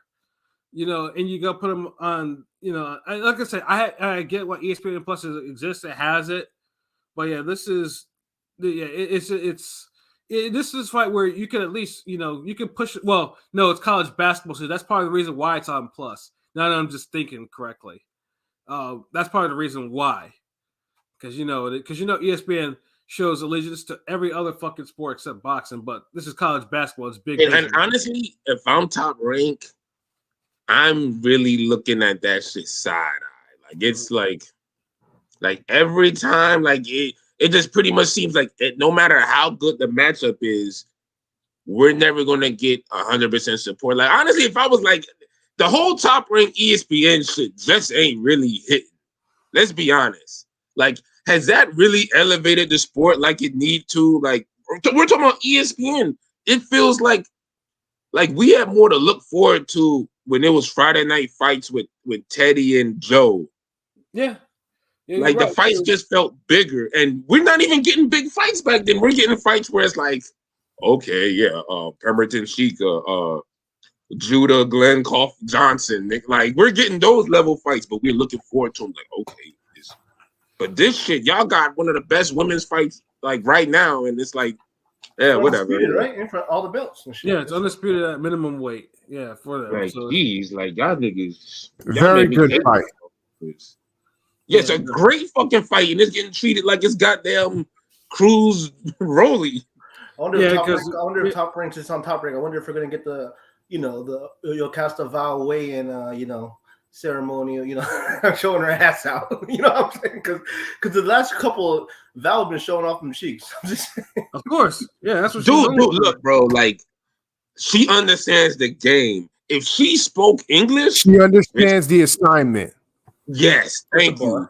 If she spoke English, it would be over. I know some niggas are like, God damn, the wrong one speak English but see, Estrada does the same thing. Estrada be sexy, but she won't go that deep in the bag. Mm-hmm. But then she sells herself on the training. Because I follow both of them. Both of them be training their ass off. Yeah, so that's what makes this a good fight. Like they're not doing shit. Yeah, I've seen Estrada, punching with Manny and all that shit. Yeah. So it's like it's a good fight. They're doing their promoting. Estrada got a mouth on her. She be talking her shit. She be with the shit say. She be on that rah-rah, which is good. Like, but it's only so much like they could do individually. Because remember, they gotta focus on the fight. Both of them have been talking that cash shit. Because there's something that dropped special. Yeah, I watched 10 minutes of that shit. I was like, damn, Estrada was talking cash shit. I watched 10 minutes of it. They were talking real cash shit. I was like, God damn, like the hatred. Shit. Like honestly, Estrada has the potential to be one of the most popular women's boxers right now. Like she literally does. She has she checks off all the boxes on everything. A punch, exciting style, Mexican American, doesn't look bad. At least average, above average, whatever the fuck. But I'm just saying, like all of it's there. Yeah, she far from ugly, so it's like you have shit to work with. Like, and it's like there's a lot of fighters. Fucking what's his name? What's her name? The shorty from fucking Ohio. The O'Shea Jones. Oh yeah. I might be saying it wrong. Yeah, it's O'Shea. Yeah, she's another one that's like good looking, quality, could punch, fight that. And I'm like, God damn, like why they don't shorty need to be promoted more? It's a lot out there, bro. That's why I be hate. Like that's why I really fall. Like I really get at ESPN because how can y'all help the people under Estrada and Val and all of them when y'all finally get the top level fights, top level women, y'all not even doing much with them. Yeah, you put on ESPN Plus because basketball, college basketball, it's so important. And I'm a basketball fan, but geez, nigga, really? Yeah. So so like I mean, also let's get to the women's fight first before we get into the main. Yeah, fuck it, yeah. Ladies first, nigga. Yeah, like I said, Estrada, like I said, I'm looking at you. Like honestly, I'd be disappointed if this fight isn't just like a Pier 6 type of brawl, like them actually just going just going balls to the wall for 10 rounds. Yeah, I think it's 10 rounds. I don't think they're doing. Although Estrada is not afraid to do 12 rounds. She did do 12 rounds when she outshined Canelo and them. I always love how you always bring up that fact like they outshine Canelo. Like I mean, it's true. That nigga never missed this, and it's facts. Yeah. Fucking Ryan Garcia outshined that nigga that night. Like that's how bad it was. Yeah, because it's like they was fighting like some real like Mexicans, like they was bleeding their own blood. Nigga, honestly, that might be a forgotten fade for the future. Have we done a woman's forgotten fade yet? Like no, right? Not, bruh. I have not. No. We gotta show the ladies some love. They gotta be but that's there though. That's something. I mean, has it hit the 5-year mark? It happened in 2019. So yes, it's almost 5 years. God, you said 2019, nigga. Again, 2019 is one of the best years of boxing. Like you motherfuckers are crazy who had last year better because we don't even talk about that fight, and that was in 2019. Think about it. Like, nigga, we forget the good fights. 2019 has so many great fights, we forget them, bro. That's like, I mean, like I can't forget about because that Canelo card too. Like, because I know we went off of how shitty that was, and then how the zone, because the zone was on a high, and then 5 days later we get Inoue and Donaire won and brought that shit went back to where it needed to be for the zone. Yeah, that was around this thing. God, yeah. Nigga can't tell me no fucking 2023 was better than 2019. Right, yeah. Ain't no fucking blood clot way. But hold on. But let me throw just serious random question. Whenever you mention the Turk dude from Saudi who's making these big fights, do you refer to him as His Excellency like everyone else does? Fuck no. I do. I mean, he's cool and all, but I am not calling another man excellent. I call him. What has he done excellent? I'll say he's your excellency. He's not my excellency, but he's your excellency. What is his name? I always call him Turkey Boy. I don't know what the fuck. I mean, I just refer to him as a place. Like that's the Saudi Arabia. That's what they make. I don't the excellency shit. Like it's cool. Like that ain't me. Like I call him. This is a nigga who call himself Shutterworth the God. Godars is. I get it, but like I don't see this nigga. I got no problem acknowledging greatness, but I don't see this nigga doing anything great yet, or really beneficial to boxing as a whole yet. Like, you can see he's the most influential boxer in person in boxing. Dude, look. You give me the money this nigga has, I'll be the most influential motherfucker in boxing. when you got unlimited purse strings, are you really like, dude? Look at the shit we do. Mm-hmm. You give Ring Gang a fraction of the money them Turk niggas have. And we'll be able to put on our own fights, have Netflix TV series, documentaries, training. Like, nigga, get the fuck out of here. Like, excellent, nigga. If that's the case, we the excellency, nigga. Like, I mean, that's just the given, bro. But yeah, like, I refer to him because so far he's trending upward. For me, because he's doing some good shit. Like, yeah, but I mean, he ain't no savior. Like, y'all niggas be acting like he the Jesus of boxing. Like this is like fucking Fist of the North Star. Like, he just walking around like, bitch, boom, good fight. Bitch, boom, here's paycheck, good fight. Like, he just walking around making good fights. And the funny thing is this not like he's gotten the fighters. Like, the fighters now are reach out to him. Like, like one Benavidez is like, His Excellency, please, pay this nigga $150 million so I can fight him.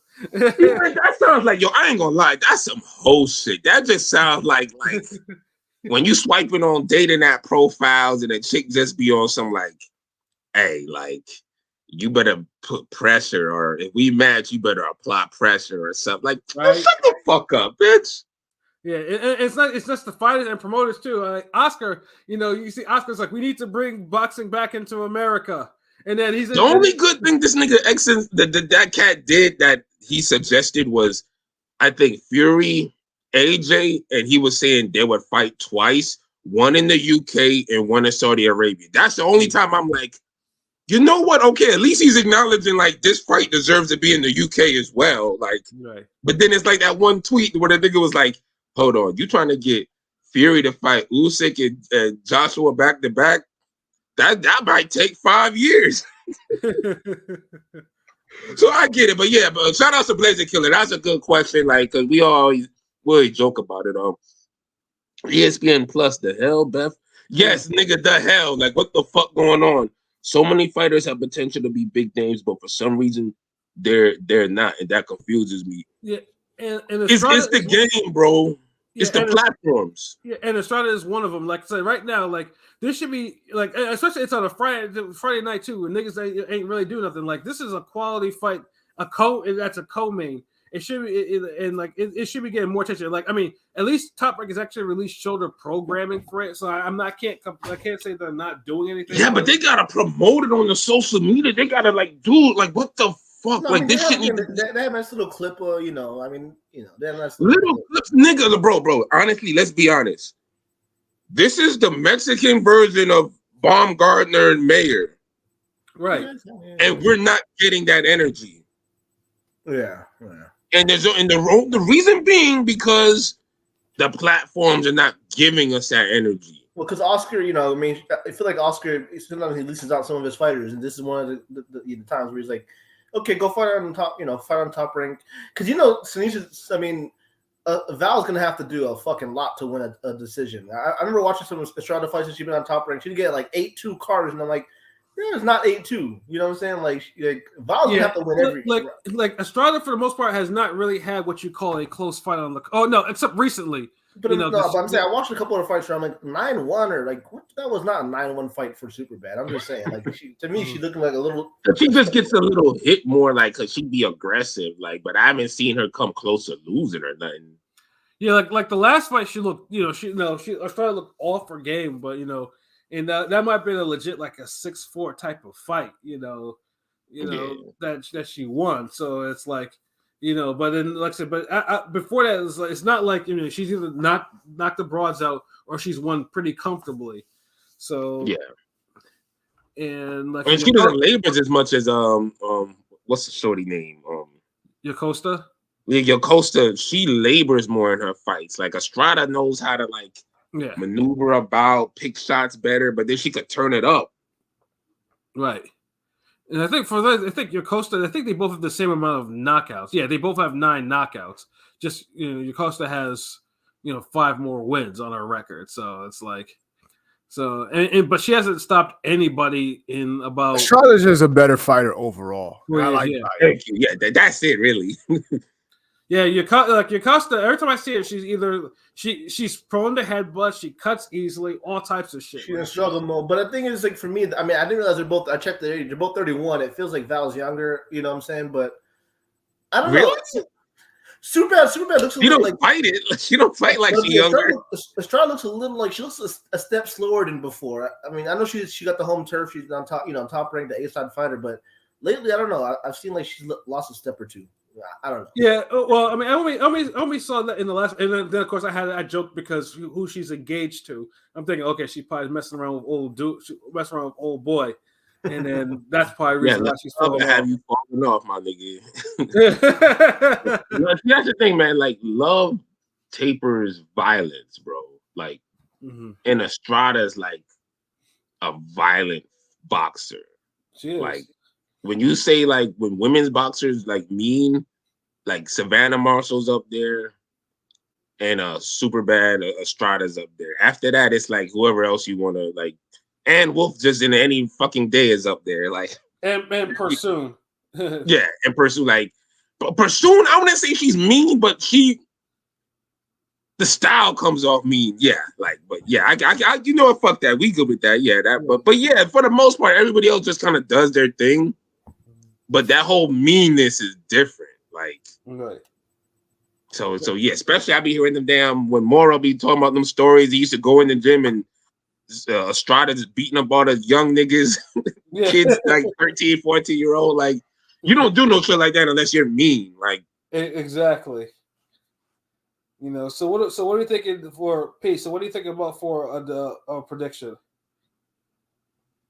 Oh yeah, Estrada by UD, and honestly, it probably won't be a hard fight for her either. I just think she's just better at everything. So then Valle will give it a go. Valle is tough, and Valle will come for it, but she's just this is skills. The levels will be shown. There's levels to this shit. Mm-hmm. So I'm thinking like 7-3, 8-2. Okay. What about you, LB?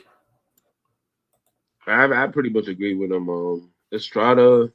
I almost want to say Estrada, but in 10. Like, I felt like she might push it. But women's boxing needs a good high level stoppage. Or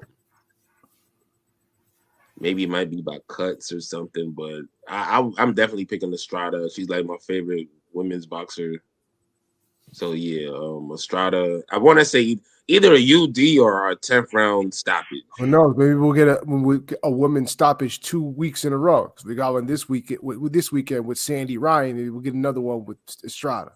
Yeah, that's right. We did get Terry Harper. Yes, Scott. I seen the clips. Like, Sandy Ryan was putting her foot in Terry Harper's ass. Yo. Yeah, they had to pull her up. I missed that one. The Sandy Ryan should be undisputed, but she did show out. She showed out that fight. Yeah, no, I watched that fight. It was a good thing that they pulled her out when they did, because Harper's team, because it was only going to get worse. Sandy Ryan was beating that ass, huh? Well, what round was that? Like 3 or 4 or 5? They stopped it after the fourth. After the fourth round, they called it off. God damn. Like I said, it would, like, you could see it just like get it, like it was only gonna get worse. Like Harper had nothing, and it was already at the 4th round. Exactly. And niggas is like, how did Harper get these fights again? But yeah, maybe now. But see, Sandy Ryan did the right thing. Like, when you see a nigga who's always getting these fights, you need to fucking stop him. That's the boxing god saying, hey, look, I'm giving you a stoppage. You just gotta take it. Jack Catterall, right? Shit. Boxing guys be delivering y'all stoppages, so I don't know. So I don't think this fight as a delivered stoppage, but it would do wonders for women's boxing, and especially Estrada, if she could stop short. And I'm sorry, but like, and it's funny because I was gonna say, especially like in the UK, where like they're even more generous with giving you stoppages. They will give you. They will give it to you. Like, here, you want to stop? Remember, we coined the term matchroom stoppage. They won't take it. Matchroom, like, rematch or matchroom stoppage. Yeah, it's like it's literally like just like the chef just giving you the plate. It's like, oh, here, just take one. Just take a stoppage from there. And they're like, yeah. They literally giving it to you halfway. That's what the. I ain't gonna lie, there's never been a bet that pissed me off more than the Catterall Linares bet. Like Dubois and Big Baby, yeah, y'all fucked up my parlay because the Joshua and Wilder shit I had got to a T. But god damn it, Catterall, motherfucker, you god damn it, nigga, how the fuck you not knock this motherfucker out? Jeez, nigga, like I went from being high on this nigga to like, oh fuck, dude, yo. I'm like, yo.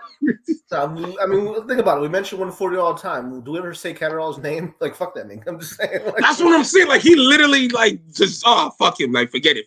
Respectfully, because I know he world class, but, bro, like, if you ever hear this, man, I hope you be, like, slapping yourself, like, damn, I needed a stoppage. Like, but yeah, the King P, right, they literally pass off the stoppage to you. Them niggas is literally, they pushing the plate halfway across the dinner table. Nigga, you just literally reach for it. But yeah, super bad in 10. Fuck it. 10th round stoppage. Fuck it. Maybe cuts or some shit. Word. Pilot, what about you? See, for the longest time, I'm like, okay, I think Val's gonna pull it off because Estrada's been looking a little, again, half a step slower. Not, a little more weathered in terms of she's selling Are you down. going off the cheeks or the skills? Nigga? But no, I mean, no, skill wise, Estrada's a better boxer. Skill wise, but maybe Val has more in the tank. But I realize this is a full on top rank event, so Estrada's, is going to win decision. That'll be a little closer than expected. So I'll say 7-3, super bad. Yeah, I have a decision for Estrada too. I think it's going to be like a 6-4 type of decision. I think obviously Estrada will probably separate herself, but I'm not going to see Acosta's not going to make a fight out of it. She will, but I just think she's gonna falter late in the fight. But yeah, Estrada this will be a statement win for sure for her. And I wanted to bet the KO because the odds actually for the KO for this fight. First of all, Acosta is the underdog at plus 138. Estrada is a minus 170. So for Estrada, got it close. For the Estrada points decision is minus 120. For an Estrada KO is plus 1,000. Draw is plus 1,400. Acosta decision is plus 190, and the Acosta KO is plus 1,000. So, KO is not out of the they both have 9 KO, so they do have some pop. So it's not out of the ordinary. It's not out of the range. It's not out of the reasonable. And they got punchers' temperaments. They do put their shots together. Like it's not just one of those they could hit hard and stop it just come sometimes. It's like they do try to get them. So that's another thing. So yeah, it's not like a what's that nigga from 154? It's not like a Goucher stoppage. Right. Where you're like, oh, I just hit hard counter. Nah, it's like, nah, bitch, I'm gonna knock you the fuck out. Right. You know what I'm saying? But like before, this should be the main event. And this fight I'm about to talk about, it should be the co-main. Of course, with Oscar Valdez and Liam Wilson. Because the last time that we saw Valdez, he took a pretty thorough ass whooping from Navarrete. One that left him beaten up and crying in the locker room. Because the courtesy of the ESPN dirty cameras. I was like, yeah, I thought he gonna plug in the cameras. Yeah, them dirty cameras, a hard fight. It was a hard fucking fight. And, Valdez, he lost that one clear. And it's just this fact they had him in the, dude was breaking down. And it was like, God damn it, ESPN, take them damn cameras out of his locker room. You know what I'm saying? Like, geez. And then you have Liam Wilson, who nearly scored a monstrous upset of nearly almost knocking out Navarrete. Well, he got a 20. Well, Navarrete got a 20-second count on. Yeah, that was a little bit of a long count. Long ass count, bro. But Wilson is for real though, because Navarrete at that point, you hadn't really seen him rocked like that. Like Navarrete's has faced a whole different variety of fighters, but that was the first time that dude was really in trouble, like seriously in trouble. And then since then, he's had 2 fights in Australia to get himself back in the win column. So now, obviously, Top Rank brought him back to face Valdez, who could be on the decline. P, what are we thinking? See, this is a tough one because Wilson is going to be there to play the role of spoiler, and not spoiler in the spoiler as in the do spoiler, Johnny Rice spoiler. Yeah, the good spoiler, not the good. I'm gonna beat his ass. Fuck that. I ain't just come here for a check. Yes. He's Australian, right? He's Australian, isn't he? The thing is that Oscar, I could see instances where Oscar will box Liam and then will get lazy or lackadaisical and get caught with something in between, and then we see Oscar fighting for his life, in typical Oscar fashion. Right. And honestly, that's what I'm starting to think is going to happen. I think that Oscar will be boxing him well, and then in the mid rounds, he's going to get lackadaisical and he's going to get caught with some punches. He might even get dropped. And Liam will try to finish him off, but come very close, but just fail to. And then Oscar will just box his way through the later rounds and get a close decision victory. Okay. I'm going with the typical Oscar Valdez playbook. So in Oscar fashion, he'll win a decision. I'll say like something like a 115, 112. Like I think he'll win 8 rounds and get knocked down. That's like a given. And then Bethaniel, is it me or did Oscar forget he can box? Ever since he switched to Canelo camp, he has fallen like a deer in headlights. I wouldn't say it's just the Canelo camp. I mean, he is. Because we've talked about Valdez before, him getting knocked out, making fights a lot harder than he should be. So I don't think it's just the camp. I think it's just his temperament. That's how he is. He makes fights a lot harder than they could be. I get what Beth is saying because it did feel like Oscar boxed a little more. Like, even though he was making fights struggle and harder than what they should be, it still feel like he boxed more. Now, I wouldn't say necessarily like it's a deer in headlights, but he seemed like he fights like he fell in love with his power and that he just headhunts all the time. Like, So yeah, there's definitely a difference. Like the Oscar Valdez that fought them niggas Walters fought and the Quiggs and all them guys, he ain't the same as the one that is fighting these guys now. Right. So yeah, I definitely see the difference. But that goes back to that Canelo camp. Like, who does that benefit other than Canelo? Facts. Like, what are they doing over there where it makes me be like, okay, yeah, I gotta send my fighter over there. Like, stop. And of course, it didn't help that he popped dirty underneath that camp too. Well, so that too. Like, geez, so you got to worry about not boxing good, visa issues, and dirty testing issues. Like, that's a lot going on in one fucking gym and ducking. And having his best day, looking at having his best days behind him. You know, I mean, obviously, I think, ESPN still wants to use Oscar, to use his juice, what I'm saying, in terms of, being a Mexican-American star. I mean, a Mexican that can speak English, he's Americanized to some degree. Well, he can also speak perfect Spanish. Well, he speaks perfect Spanish. Yeah, no. But I'm just saying, he's still got a name, I just think his best is, he's been in a lot of wars. I mean, he's been in a lot of fucking. That he has. It's like, that Burchell fight extended his career, that saved his career. Yeah, that's it. Because I picked Valdez. It saved his career. You're right. The way that KO happened, especially, I think it was Brad Goodman or whatever, one of the top ranked promoters. He was just saying how it was empty in there, but if it was a crowd for that knockout, that would have been one of the craziest knockouts, in a long time. Yeah, but without the crowd, you hear that damn KO smack. That crack. That crowd, like, oh shit! You got hit with the sniper, like, oh. Yeah, and Burchell's never been the same either since that because it was a brutal knockout. Maybe he had too much tea. You think? I think I had like a gallon. Oh shit! But yeah, we're not even hating on Oscar. Like, we just calling it out what it is, though. Real shit. Well, Pilot, what do you think? How do you think the fight's going?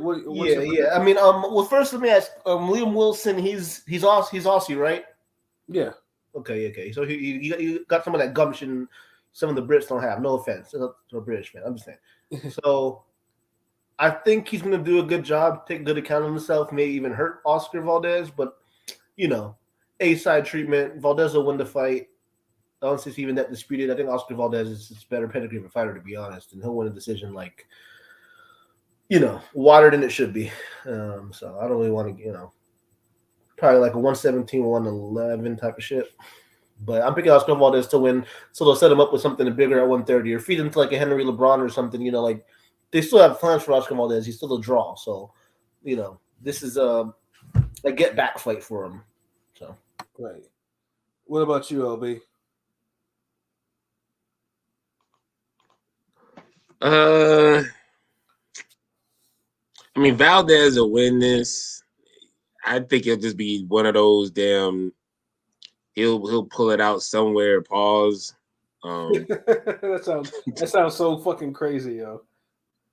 No, because it's just like I was thinking about the first Blue Nose Adam Lopez fight. Shout out, salute Adam Lopez. But Blue Nose.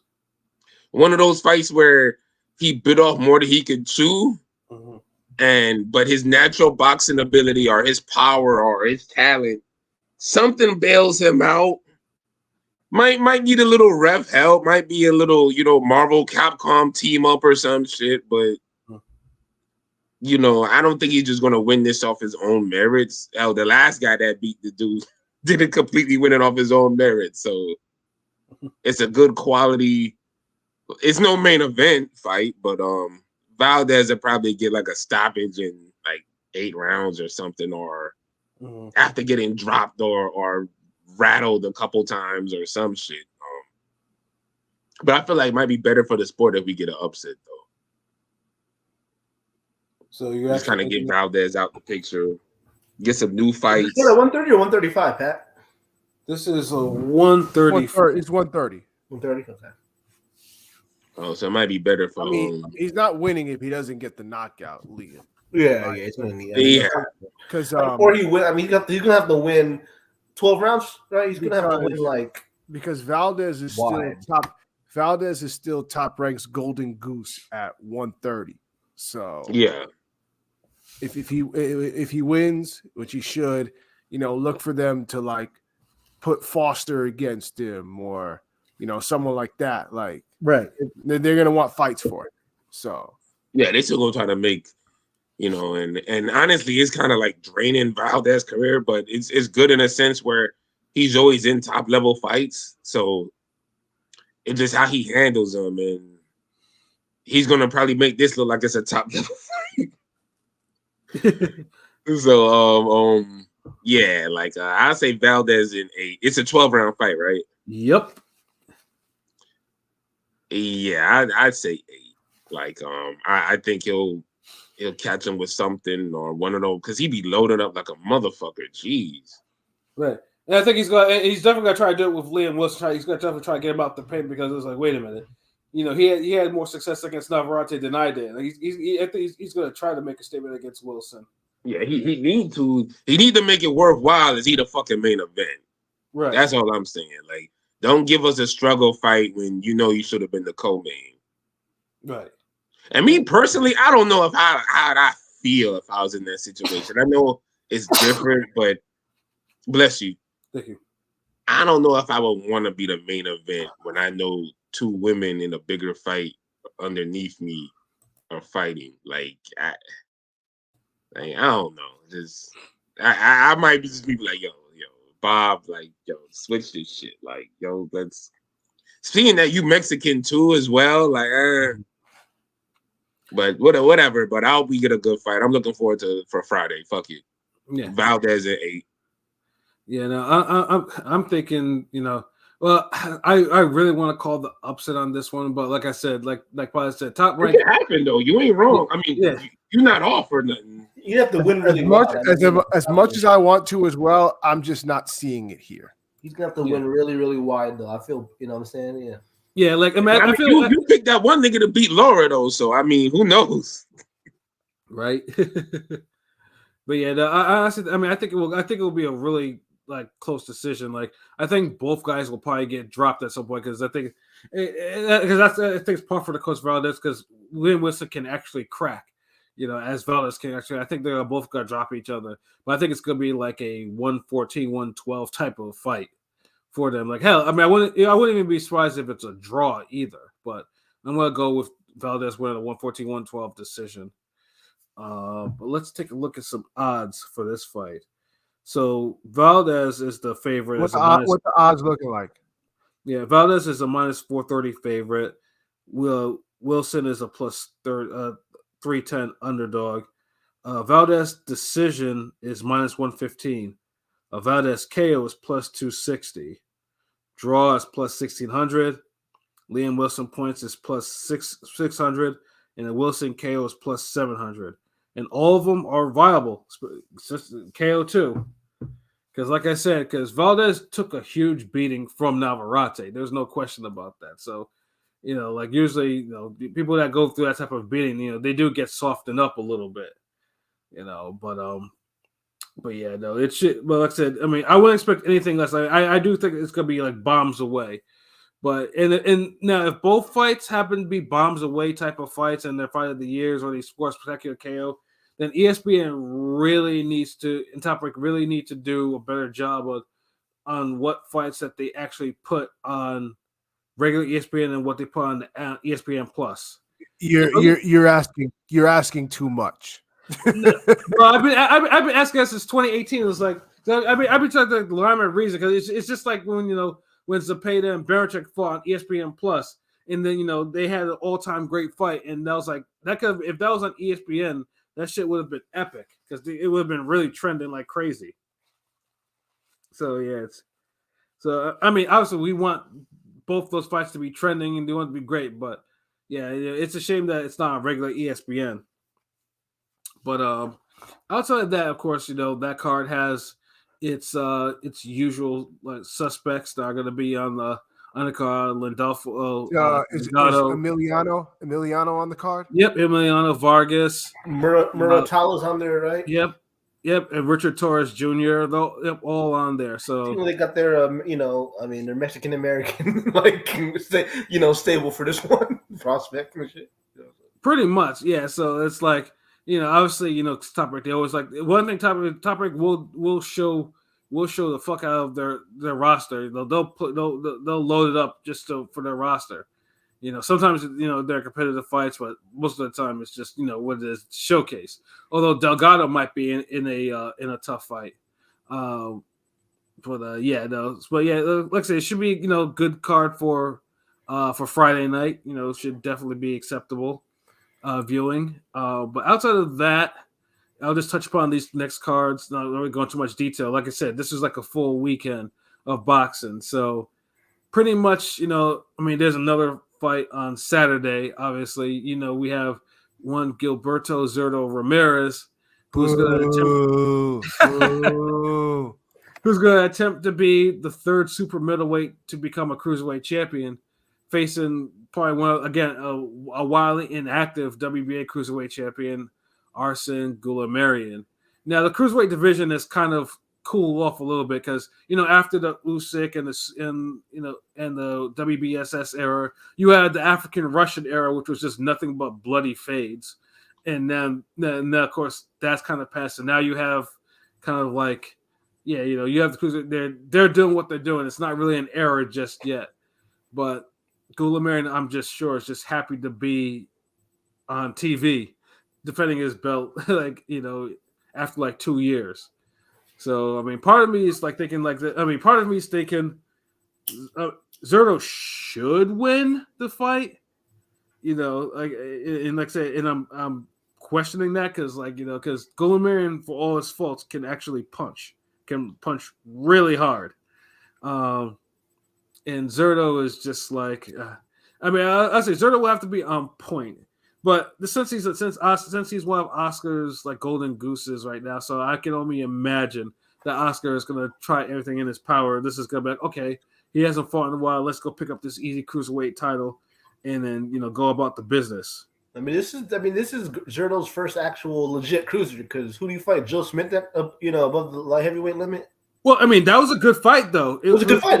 But I'm saying, like, this is, this Guatemalan guy or whatever is a true cruiserweight, Yeah, he's a true cruiserweight, absolutely. And Zurdo's big. Zurdo was big for 168, 175, but is he really a big cruiserweight? You know what I mean? Yeah, Zurdo should be a heavyweight. Like, I don't say that too often, but Zurdo should really Zurdo is a big guy, pause. Yeah, honestly, it's amazing that dude was able to shrink down at 168 all those times to defend his belt.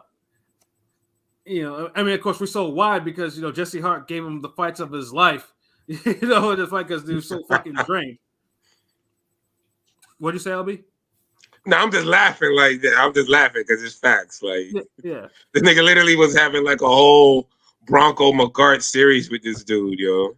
Yeah, like Zurdo. I don't think Zurdo's ever really shown as much trouble as he was against Jesse Hart. Jesse Hart had dude like almost dead, because he was just he was like a punch. He was like two more punches. Like damn. And then of course like one Zurdo's like wait a minute, why am I killing myself? Goes to 175 and his punch resistance pretty much improved 200%.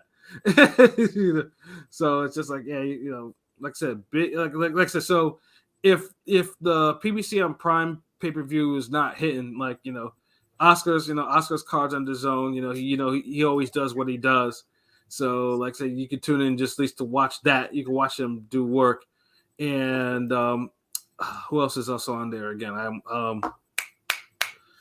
Hold on. There's somebody else on there that's on there. It's Roca. I know. Alexis Rocha. Rocha. Frederick Lawson, the dude that unjustly got stopped by Ortiz in that first round, right? The African dude. Yeah, and I mean that fight. Fun thing is too is now because Rocha got his ass whooped so thoroughly. You just say you don't even know if he's even gonna, if his punch resistance is even where it needs to be. But Lawson, though, Lawson, although can punch, is not really that good. But it's one of those things. It's just like it's either a confidence builder or it's gonna be a fight that's gone horribly wrong. That's honestly the only name I recognize, and I watch all the boxing. This is the only name I really recognize on this shit. Yeah, this is a low level. I mean, it's a if you got the zone though, I mean, shit. Yeah, so like I said, if you're looking for a substitute for if PBC on Prime is not hitting, you have that fight, you have that card going on, and then also too on Wednesday Pro Box, because like I said, we've sung the praises of Pro Box. I know me and Pilot Kyle watch it kind of like pretty much like weekly and religiously. They have an interesting fight, in the main event with one Nicholas Walters, Axeman Walters, and Joseph Verderno, and that should be a real, that should be a good fight because Walters, like I said, got shafted from Top Rank all those years ago and took some time off, but now he's 38. You just have to realize how much time has really gone by. I mean, shit, P's actually been to one of his fights live.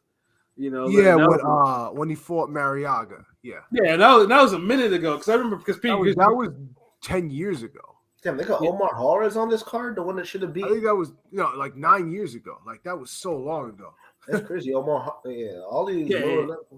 Like Pro Box for some reason, they bring back some fights that haven't fought. Well, I mean, obviously outside of what happened a couple weeks ago, which they brought back Sullivan Barrera, which was a kind of a black eye because he shouldn't have been. Well, no, I mean, at the welterweight, Flaux when he beat my boy Santa Maria.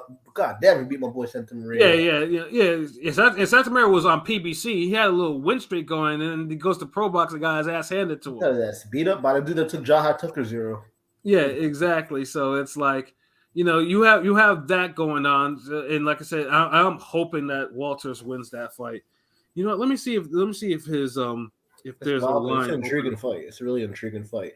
It's like loser go. It's a definition of a loser go home fight. Because Dorno had a spark when he started, and he's been kind of he's been garbage. Like we can't mince words, and we don't know what Walters has had because he hasn't fought on. He's fought 2 lower level fights off TV, so it's like we don't know what we're going to expect other than this is going to be at 135, I believe, and probably so. Like I say, he's 38, he's getting older, so I wouldn't expect any other less.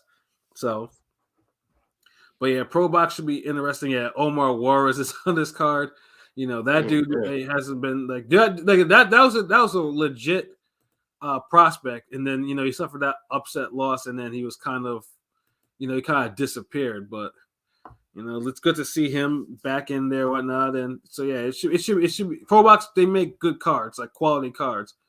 And then for the UK people, you have Fabio Wardley facing Fraser Clark Saturday afternoon. And that's going to be a bombs away fight. That's your man. Fucking Fabio. No, that's not my man, nigga. I said Pilot. Pilot was the first nigga to really speak on dude, and all of us are just like, I mean, yeah, he's exciting. He got power, but he's hittable as fuck. Yeah.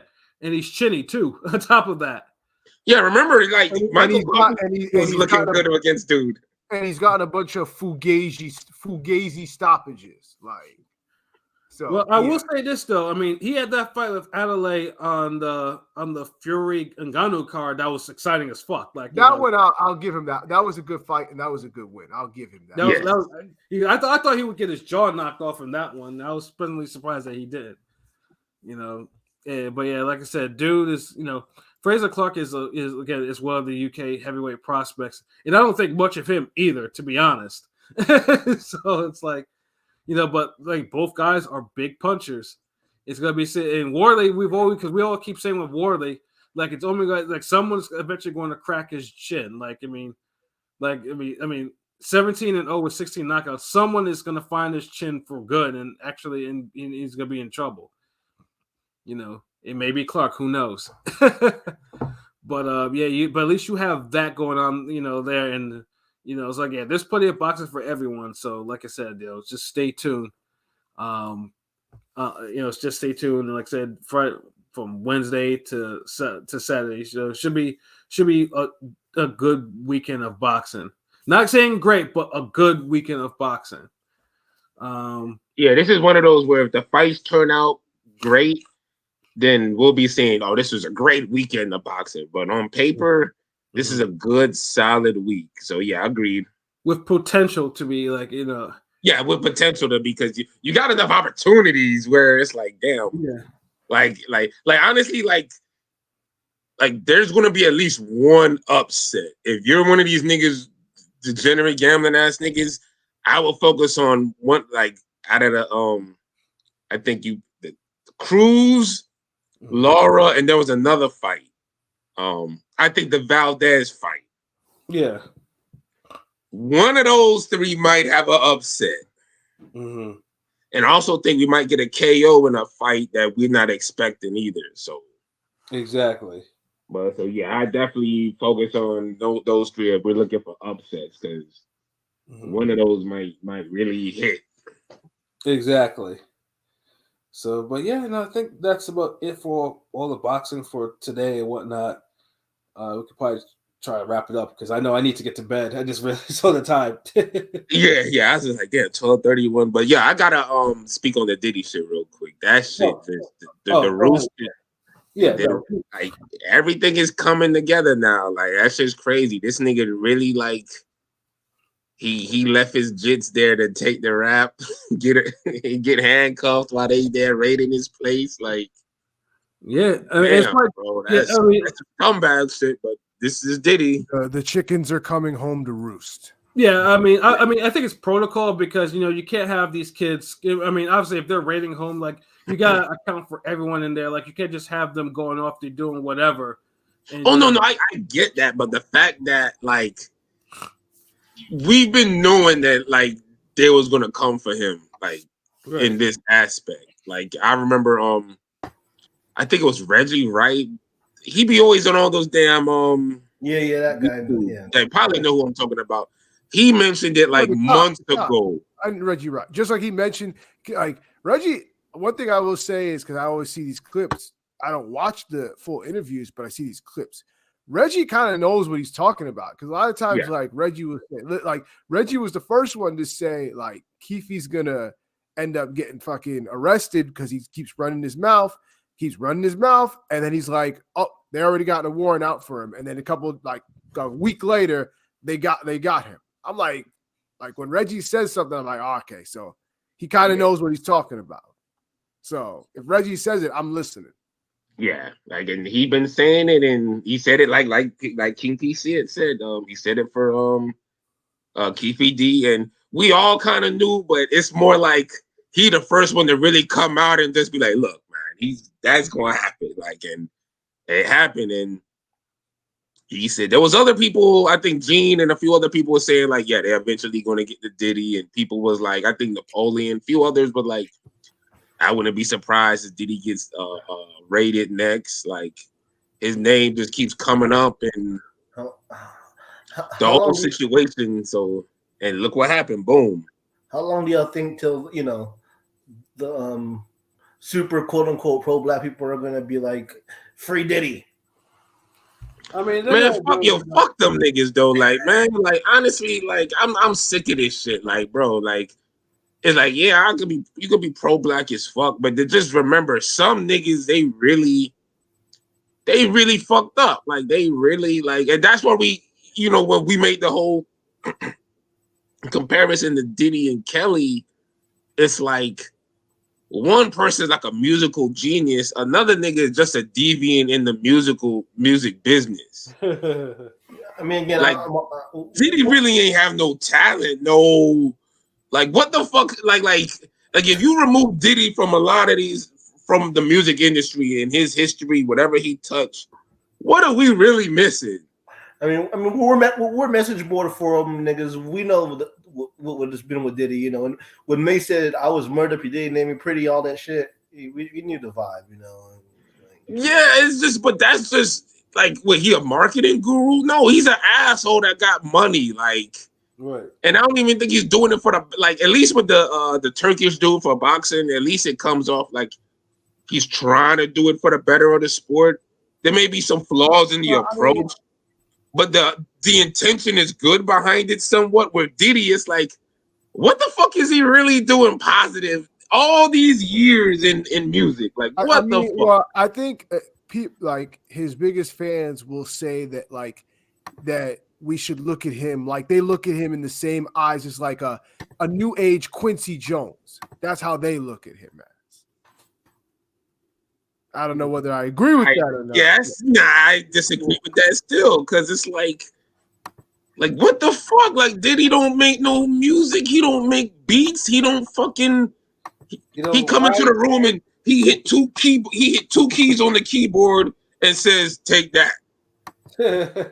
Or he does an ad lib and niggas is like scrambling. I mean, I put this ad lib in. Like, I mean, Diddy, the only thing Puff really knows how to do is fucking dance. Is dance.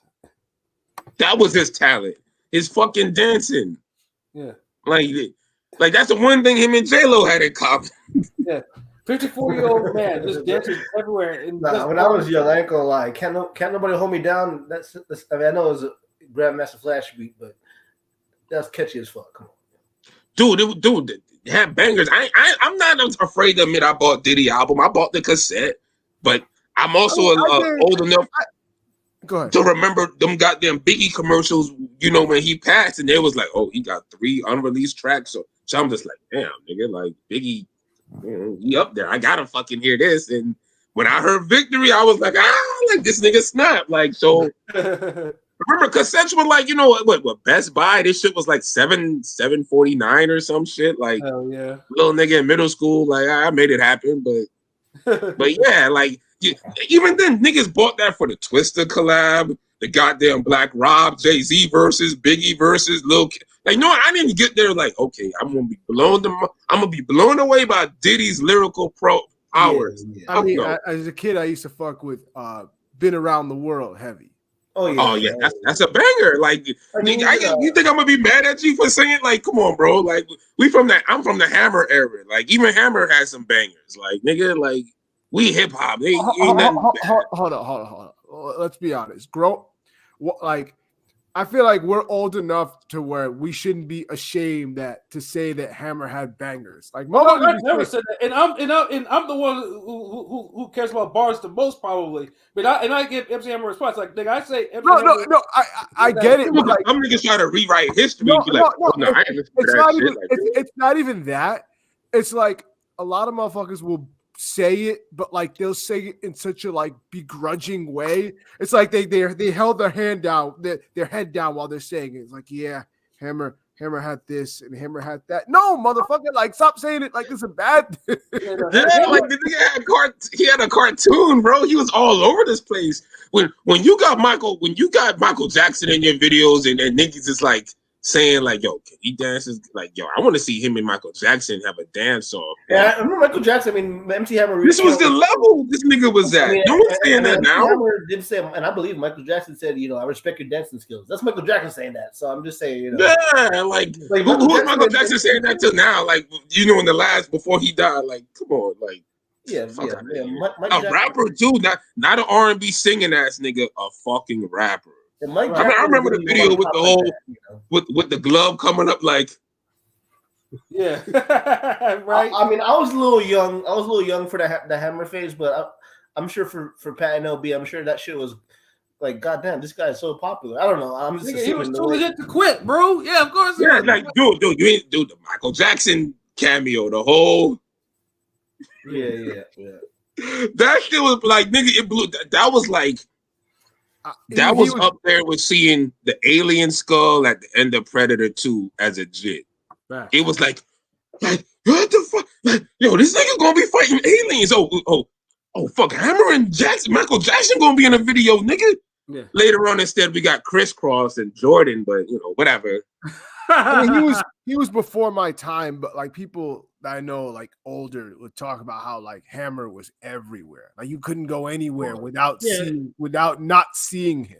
Like he was going to be everywhere. I think the reason why TV I think, show. like, if you were like, I know for depending on what you're listening to, because obviously NWA was still a thing and harder rapper. So I know like, if you were like 15, 16-year-old, then Hammer was probably a little bit corny to you by then. Because I know people in that era that were like older that weren't fucking with Hammer all that much. Because, Of course, but yo, those are the same niggas who ain't really think Nelly was all that when the club era was popping. Yeah, that's true. Like what goes around we comes around. dance because of the hoes were dancing, but I ain't be like, oh fuck, I got my Air Force Ones. Fuck that. Nigga, I got my goddamn Cell-Toed Adidas on, nigga. I got my Reebok Classics on, nigga. Yeah, but I mean, with MC Hammer, at least, I mean, it didn't stop me. I had the parachute pants. I did the typewriter. I did the variations of the Running Man, all that. Yeah, shit. the Running Man, nigga. Like, come on, like the typewriter. Yeah, then of course, later on, of course, you find out that MC Hammer was legit gangster as fuck. Like, and then there's a reason why. Like. So every time I hear that Redman story about how Hammer pressed him, I always just die laughing. I don't know why. It's just so funny to me because he thought Hammer was sweet. Pause, and then he found out that no, Hammer don't play. Yeah, funny things too. Hammer was a good, decent person, but if you pissed him off, then you saw why they called him Hammer. Like Remember what was the album he had called? Please Don't Hurt Him. Please Hammer Don't Hurt Him. Yeah, please Hammer Don't Hurt Him. Please Hammer Don't Hurt Him. Like literally.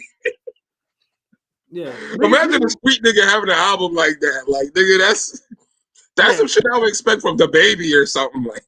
Yeah, I mean, most people thought it was just like, oh, MC Hammer, like, he was out dancing. Like, no, please don't hurt him. Like, no, that nigga was in a suit. What was that when he was dancing, pausing the fucking G string and shit by the pool? Pumps in the bump. Funny things too is I still fuck with that song, but that video I didn't fuck with. That video was crazy. Like, what the fuck were you thinking, bro? Yeah, there was two videos for it. They had the clean video was the one that got played a lot. The other one, it was played, at night. I'm like, nigga, like, and it's like everybody's parents seen this shit because everybody knew who Hammer was. So when they see you, they come home in Rap City or MTV and they see like, Pumps it. What the? Hold on, wait. Like this Hammer? Yeah. I remember too. I remember too. I was watching Arsenio Hall, and Arsenio Hall made a whole big fuss about it. I was like, obsessed much, Arsenio? Like, geez, like, dude was out there acting a little sweet because he saw that video. I'm like, what the fuck is Arsenio on, bro? Like niggas need to see MC Hammer popping in the swim trunks and like dogs and like I don't know that. I made me think of that interview with Daz on Death Row. He was like, yeah, that nigga came over here and he wanted niggas to start calling him the general. Yo, we was gonna whoop his ass. Yeah, which would have been a mistake. Because keep in mind before, MC Hammer is probably one of the few dudes to come and go as he please in Death Row. Yeah, that's true. And then remember, he was a nigga. He was bringing the whole neighborhood on tour and shit. Like, yeah, like Suge knew. Like I said, Suge, I don't say was the bully because Suge knew who he can and can't punk. He didn't try any of that punking shit with MC Hammer. Like when MC Hammer said, "Hey, look, I'm getting ready to go. I want to get off Death Row." Suge just let him go. He wasn't like he didn't press him to say he owed him an album or like nah. He was like, okay, like we still boys. All right, peace. Right. Yeah, MC Hammer was a different, and even just tie back to Puff. Puff said if MC Hammer wanted to come back, Puff would be honored to actually do music with him. And Puff doesn't really say that a whole lot about anybody. I mean, that's the dancing idol, nigga. Yeah. Man, but yeah, like we'll see how this plays out. Like I'm hearing the mad shit, like Puff still in the country. I gotta confirm with Diddy's pilot. Unfortunately, he's not the one that's on our show, but we'll see what's good. But yeah, like that's all we had to say. Just to speak on that because I know on Thursday we're not gonna unless some more news comes about. Yeah, especially And who knows? Because Thursday is Thursday, nigga. Yeah, because they did raid that nigga's house, so I'm pretty sure they must have gotten a little something from both houses in Miami and in California. Like, I mean, I don't know what they're looking for with them cocaine residue on dildos or whatever the fuck or Cassie sex. They just not looking. They took that nigga's laptops and shit like that. They're not looking for no drug. Them jokes were as like Vince Carter alley-oops. It was too much on the time. It was too easy. It was way too easy to make a nigga laugh on them with all those fucking those jokes, immature jokes. Yeah, and then Meek Mill looking funny in the light. Like all these niggas, like I know Gene Deal somewhere. Like, I told y'all niggas. Where's Jaguar Wright? We need to hear Jaguar Wright new interview from Jaguar Wright. Jaguar Wright, yeah. Yeah, funny thing too is that she's been low key right about a lot of different shit, but people, she has been. She's crazy. Because remember, it's how you say it as much as what you say. Like, and also the messenger, Jaguar Wright gets kind of the messenger, yeah. Like at first it came out like yeah, I want to hear what Shorty's saying. But then the longer you let her talk, you kind of find out like, damn, this broad messy as fuck. You still want to listen, but it's like you start looking at it like yeah, she's just running her mouth. There's gonna be some shit that's true, some shit that's not gonna be true. Whereas niggas like Reggie and Gene Deal and shit, they've been kind of sticking to the script the whole time, and they not just niggas is answering questions. They not just popping up saying, "Hey man, fuck this nigga. He did this, that." Like they just really doing interviews, and people they've been saying the same shit. Like motherfuckers ain't listening, so that's why it's a little different. But shout out to Jaguar Wright. He's still cool and everything. There's no beef or nothing. I'm just saying how some people look at her reporting on that shit as opposed to other people. Right. Well, I think it's funny. I think it's funny because some of those dudes, like the way they say it, it's almost like they're kind of like giving you a warning of like what's gonna happen. Like, yo, if this dude doesn't like, like he basically went and like fucking Reggie Wright on camera. So like, dude, like shut the fuck up. Like, shut the fuck. You know what's gonna happen. Like, it's true. Like they literally were giving niggas warnings, but niggas were making it come off on some like, oh. I don't know why, like Diddy does so many goddamn protectors, and people just like, oh, he's hating. He ain't got nothing to do with that. He ain't got nothing to do with that. Hey, y'all see real quick? Y'all see Ness from or what's his name? Ness from Making the Band. He was protecting Diddy. Yeah, I saw that. What he said, I didn't see that. He was just like, I ain't protecting Diddy, but you know, how do we know it's true? They always do it to black people type of shit. Yeah, Ness was sick of this. All do it to black people. Some of these dudes have fucking. Must have Stockholm syndrome. Like, bro, like, what is wrong with you? This the same nigga. Is he still being choked out? Did he ever come back to the fucking the Killer Cam Mace podcast, and Mace dropped they're doing the no Diddy shit now. And Mace dropped the no Diddy on him. and see, that's the thing. Mace been honest about this shit. A lot of these niggas, they really just been like, oh no, like the one chick from Danity Kane been on point about it. Like niggas know. Yeah, I think Aubrey, but still at the end of the day, niggas know he be on some scumbag shit. He try to clean up his image with the whole I'm love now, brother love. No, the fuck you now. You love dick, nigga. They ain't love shit about no fucking. You love degeneracy. You love deviancy. You love fucked up shit. You love getting your artists publishing and making sure them on some other shit, like nigga, they don't eat or anything like that. Yeah, like in the whole giving them the publishing back, and then you listen to them, they're like, yeah, you ain't really making no money off of it no more. Yeah, like imagine niggas is keeping your publishing in the prime of your career, making hundreds of thousands of dollars, and then he want to give it back to you when it's only just making maybe $500 a month. Right. Like $500 a month is cool for like regular niggas, like even us. Like shit, nigga, I'll take an extra $500 a month. I'm saying, but god damn, knowing that shit could have been like $2,000 or $5,000, $10,000 a month is like. Mm-hmm. But yeah, well, you know, it seemed like the writing's on the wall for that nigga career, so it is what it is. Like, ain't much to say. We'll have an update on this nigga if something pop off like King Pat, like what, like them niggas said. You know what I mean, like. If something else happened by Thursday, then we'll be right there. Like, yeah, hold on. Go pause the music, my nigga. Hold on. So did you believe this nigga the skydived into the Bermuda Triangle to get away from the feds? We'll be saying some off the wall shit, but yeah, that's I guess closing thoughts time now. Yep, like I said, like I said, it's good to have all this boxing coming up because obviously last weekend was kind of dry with the boxing. I didn't like to see Zepeda get knocked out by a body shot in a close fight, but just like, hey, I guess y'all boys about Dalton. That's all I'm saying. Yeah, but I guess Father Time waits for hold on. I don't know about all that. Honestly, that fight told me more about Zepeda than it did about Dalton. If we're being completely honest, but okay. Thank you, King P. I didn't want to handle that one myself because I'm like, dude, like this is Zepeda that I've been losing and looking bad for a minute now. Like, it ain't Prograde like the last nigga we giving credit for beating Zepeda.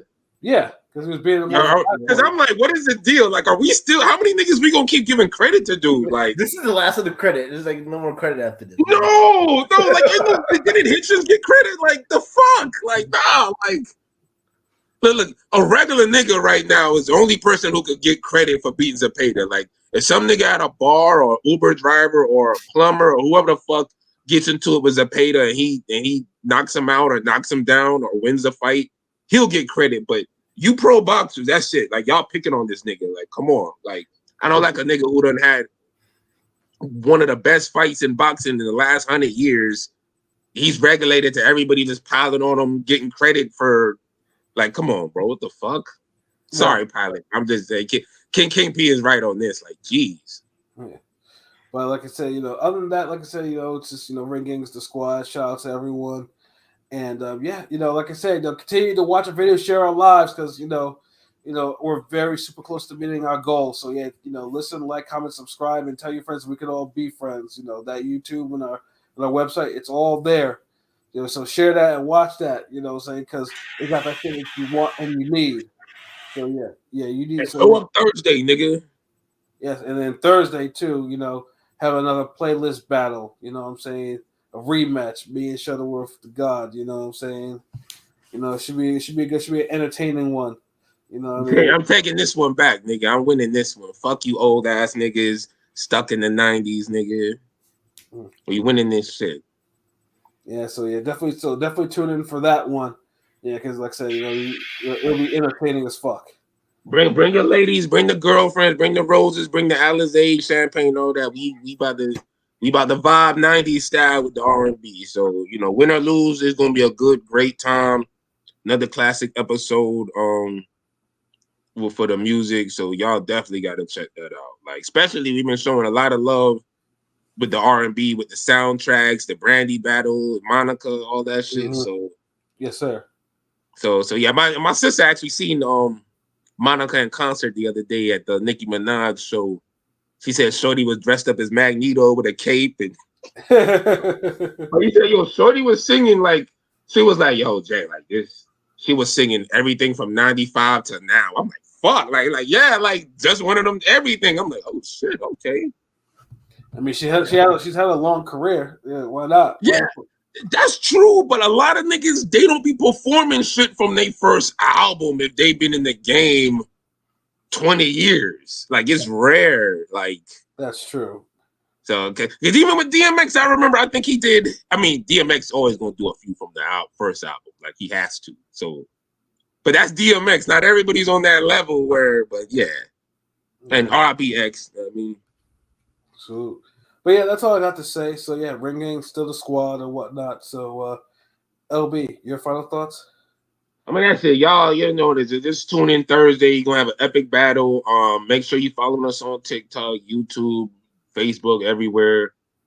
We still update all that shit. Even IG with the stories, not the post much so, but at least the stories. Gonna have more new content on the way, more training clips. There's more fly shit. That's it, really. Just stay tuned. We in here. Friday night gonna be great. Gonna be good boxing. Saturday, all that shit. And Thursday night, we doing the playlist versus battle, R&B style, 90s. So I know everybody loves the 90s for R&B. So I'm expecting niggas to be in here. So word. So be ready. Like, you know what I mean? Y'all get the rose petals ready. We sexy with it. It's ring gang, nigga. Like we killing this shit. So yeah, that's it for me, man. Gang. Word. Ayo, King P, your final thoughts? I ain't got much to say.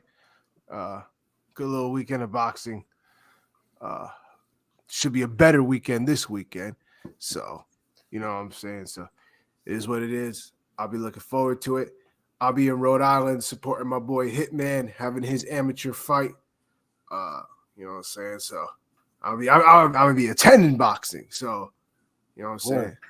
We support our boxing buddies. So pause if need be. But you know what I'm saying? No, that's real shit, nigga. Support that motherfucker. Yeah, salute the Hitman. Shit. Yeah, nah. I'm just saying. No But pause yeah, on that. Like, nah, niggas is on some Diddy shit, bro. You spitting, you good. No, we support our boxing friends. So I'm with it. So I'm gonna go pull up to Rhode Island, support him, and then I'm getting out of there. I'll go get back home in time to watch these fights. So Yes, sir. so that's all I got to say about that. Ring Gang is the squad. So, you know, get ready for Thursday. Nice little playlist battle. Should be fun. So we out of here.